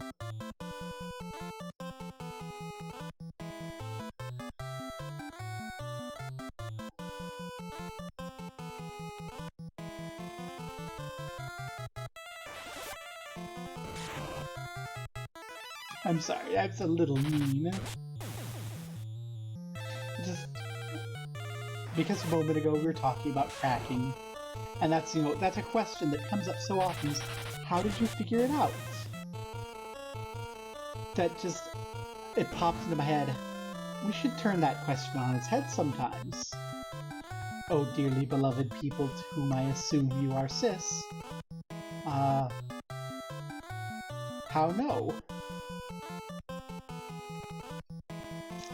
You don't need any questions. Exactly. Like, I had a very productive conversation with an old friend from high school who is very uncomfortable with all of this stuff. He's quite supportive, he's pretty friendly, but he was not comfortable with the friends that, with his girlfriend, now wife, being friends with a bunch of bi people, just has never been comfortable with this, right? Like, he gets better, he learns, but he's definitely a country boy raised in a conservative family, not quite sure how to handle all the gays, right? So, but we were having a lovely conversation once when I came out, and he was asking me things. And he's the one who cued me into this idea that I'm so hooked on for dysphoria and euphoria as universal aspects of the human condition, right? Because he described a hazing moment where he had to wear a dress in high school. And we just saw 2 ghasts die at 100, so we know there are 100. And he describes the feeling, right, of discomfort when he had to present as a woman. And, like, I poke him a little more, and he describes moments where he has joy in his manhood. And I'm just like, yeah, you're describing euphoria and dysphoria here. Just like, imagine if those feelings were flipped. And he stops and he goes, oh god, that would be hell. Because, like, he really got dysphoric when he had to cross-dress. And, like, I think he's more dysphoric than I was in my male presentation. Like, I think that, but yeah, it's just like it's a wonderful little moment. And I remember when I came out as trans, because Rex came out to me and then I came out to my kids, like, instantly, because I'd been in the closet and waiting for them to hit high school. I remember Han getting a very concerned look on his face. And see, Han had had Rex's back during the entirety of Rex's plan to come out to me and then maybe Lee. So up until that point, he had been like, yeah, I've got a trans brother, that's cool. When I came out, apparently Han went, wait, if Rex is trans and Dad, I mean Mom is trans, does that make me trans? And he just, I was a little concerned, like, what's going on? Because he spent like 2 or 3 hours just kind of sitting on the bed, staring at the ceiling. And I'm making dinner, so I can't really do much, and Rex goes in and says, he's fine, don't worry about it. And when I come out and serve dinner, Han sits down, looks at me in the eye and says, I've given much thought, and I am very much cisgender. And it's just like, it's that, right? Like, you don't think about it. And then when you do think about it, you have to ask, what am I thinking about? What's it mean? What's it mean to be a man? What's it mean to be a woman? And a very fun thing is, after affirming his, like, cisness, Han was more comfortable with long hair. Han was more comfortable with, like... Han became the eggiest motherfucker ever once he became comfortable going, you know what, I am a man and I'm fine with that. And I love it. Because it's a great reminder that a lot of this is how you relate with, like, these abstracted sort of... not even abstracted, these arbitrary modes, right? Like if I grew up in a culture where men were allowed to be skirts, would I still be trans, right? Because a lot of my dysphoria, well, I mean, I have a lot of bottom dysphoria too, so probably would be. But most of my social dysphoria comes into modes of dress and things like that. So, you know, it makes me wonder. Especially since I am in a situation where I work with people from different cultures. A lot of my coworkers are from India and different parts of India and Bangalore, and there's differences, right? And I've talked to, like, trans people in Japan and Indonesia, and there's different trans experiences there. So the realization that gender is so varied and that it can mean something different to be trans in these different circumstances, I think it's really cool. I don't know how to quite phrase it, though.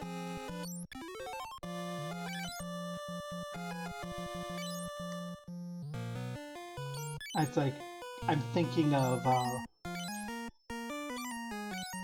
when my immediate supervisor at work tried to explain that I was trans to the new member of our team who just came in from Pune and hadn't experienced any of this before. And just dealing with, like, the different cultural situations, right?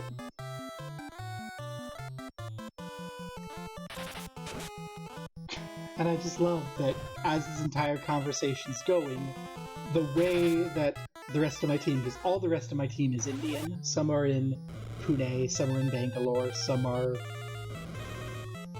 in the US, but, like, even the ones in the US are first-generation immigrants, right? So very much a different cultural environment than growing up in a white Anglo-Saxon Protestant household at a military base, right?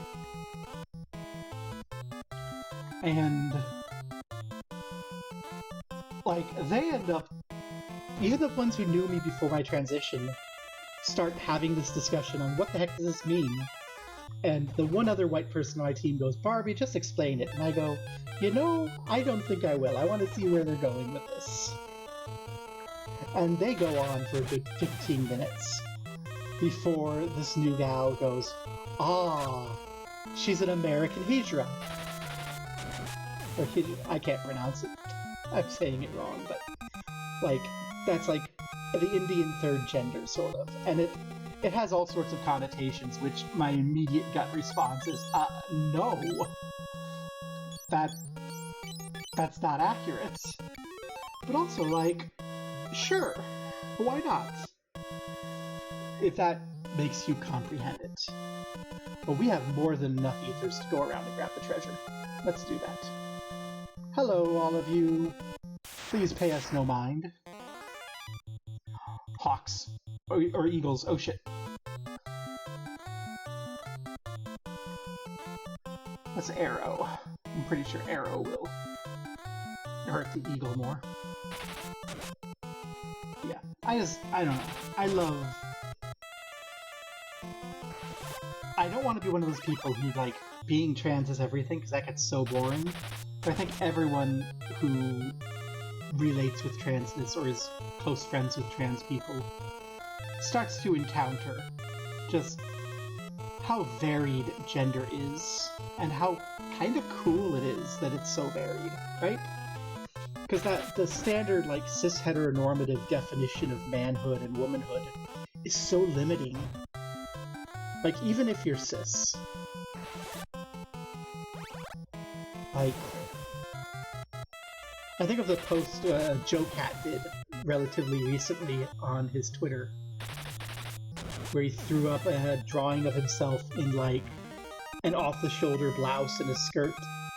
And he's like, gender nonconformity, and I'm just like, you know what? Yeah, it's cool.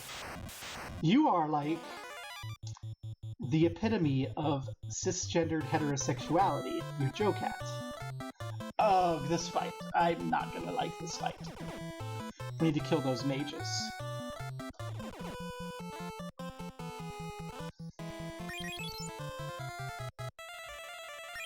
Berserking the soldiers is fine, they're not going to be able to do anything for it. Berserking... Oh, this is one Berserk doing everything. Berserking the Panthers, not so fine.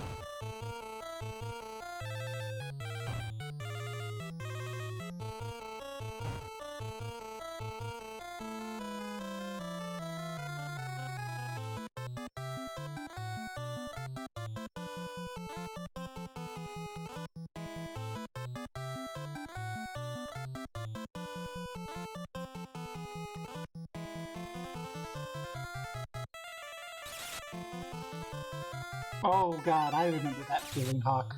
Only I was dating a straight gal at the time. I'm dating a straight girl, and I'm just sitting with her best friend, and I'm like, ugh, I wish I was a lesbian, and she's just like, what? Hillary's just like, what the hell? That's weird.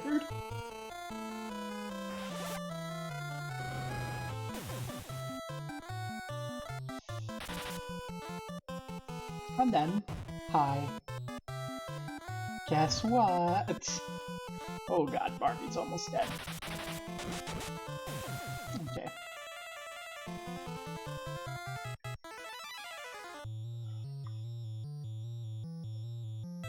That's fire to do that. Take this moment, Barbie, to heal yourself. It's stuff like that is stuff that... So that's after... It's hard to explain my cracking, right? Because I cracked in the sense of, I know that I want to be a woman, but I didn't know what trans was until college, right? So I have this period of about 6.5 years where I'm like, yep, this is what I want to be. It's impossible. I'm fucked. Womp womp.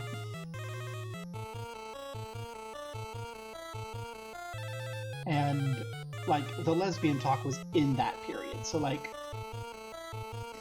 is it egg? Is it right to say that's egg? Reminding us that even our terms are all, like, based on very prescribed states of experience, right? Like, we're prescribed this experience where you don't know that you're trans, and then you're trans. Ha-da-da! But, like, Barbie almost died there. That would have been a nightmare. Okay, Barbie, make sure you cure yourself because you need to live your life. We need to get a life tome for Cassie so that Cassie can bring Barbie back to life if Barbie dies.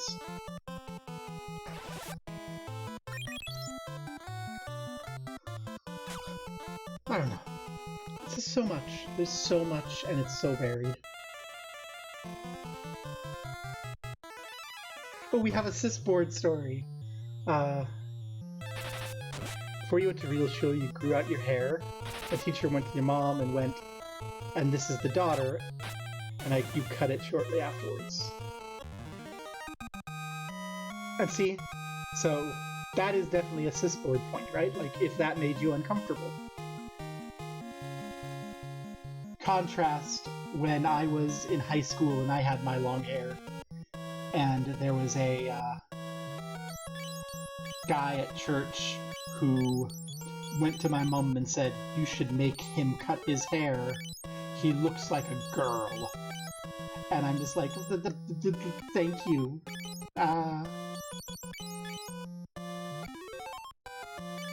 Also, holy shit. Look how much HP Barbie has. Why does Barbie have so much hit points? Cassie is supposed to be the tank.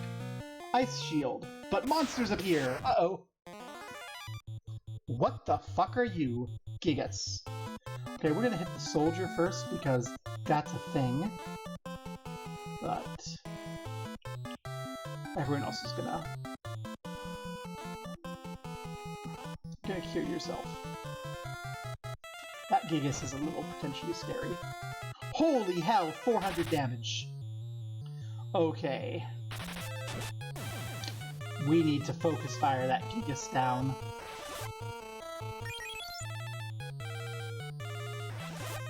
Cure 3 is not enough to deal with that.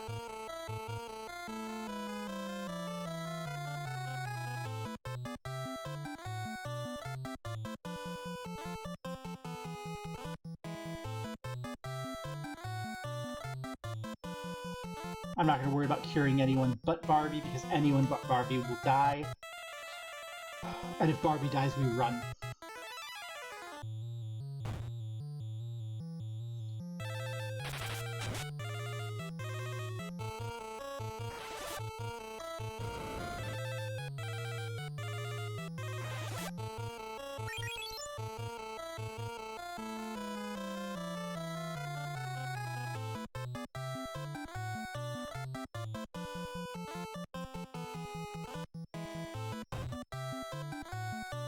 Okay, Barbie's not dead. Somehow.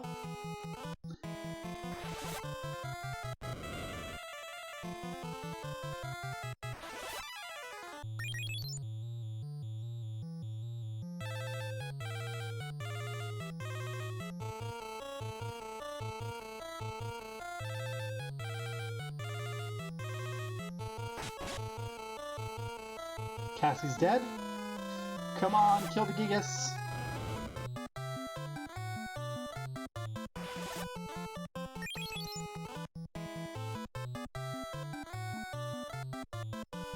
Okay, Barbie, it is of great importance that you get this cure off before you get hit. Fuck. Well.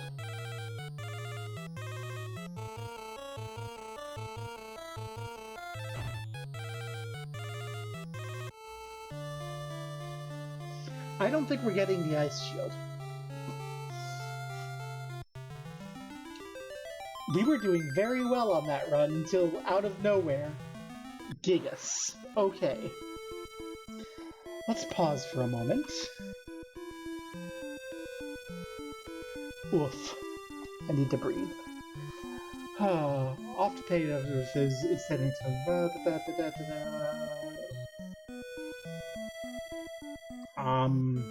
you'd have to answer that question yourself. That shit gets fucky. I mean, I'm very fortunate. I am very much like what the true scum want a trans person to be, so I don't have a lot of these. Like, my biggest issue was learning that it was an option.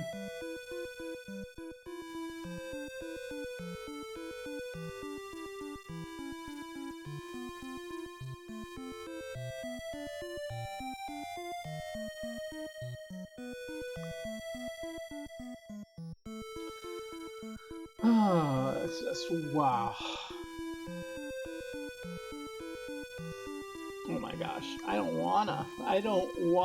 Oh my gosh. It's like that when I was playing Bloodlines the other day, and I reloaded a save and I had to do a trivial thing again. I'm just like, I don't wanna. I am more than able to keep pushing, but I don't wanna. I don't wanna, no. So you know what? I'm not going to. We're gonna call the stream here because I don't wanna, and it's getting hot. And just bleh, I wanna lay down and read because it's hot. So, we'll do that. We'll let this down here, and next time that I stream, probably Wednesday, we will push through because we have all the supplies we need. We know to avoid those chests, they're traps, and we'll blow this ship up, finally. Let's see who, if anyone, is streaming that we can raid into. Please hang around for the raid so it makes us cool. Oh, I know. I know who we're raiding. Don't leave yet, Primo. We're raiding someone. We're raiding someone cool.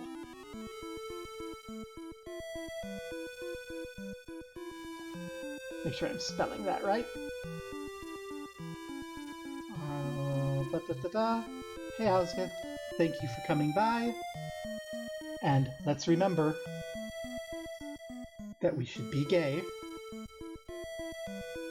Oh no, I can't raid into Refrainbow. Refrainbow has got raids locked down. That's sad.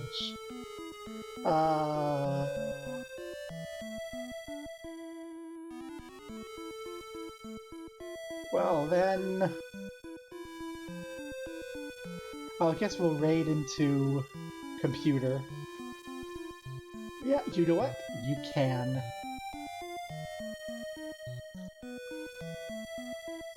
There you go. Raid him. He deserves it. He's a cool artist. But yeah, be gay, do crime. Peace.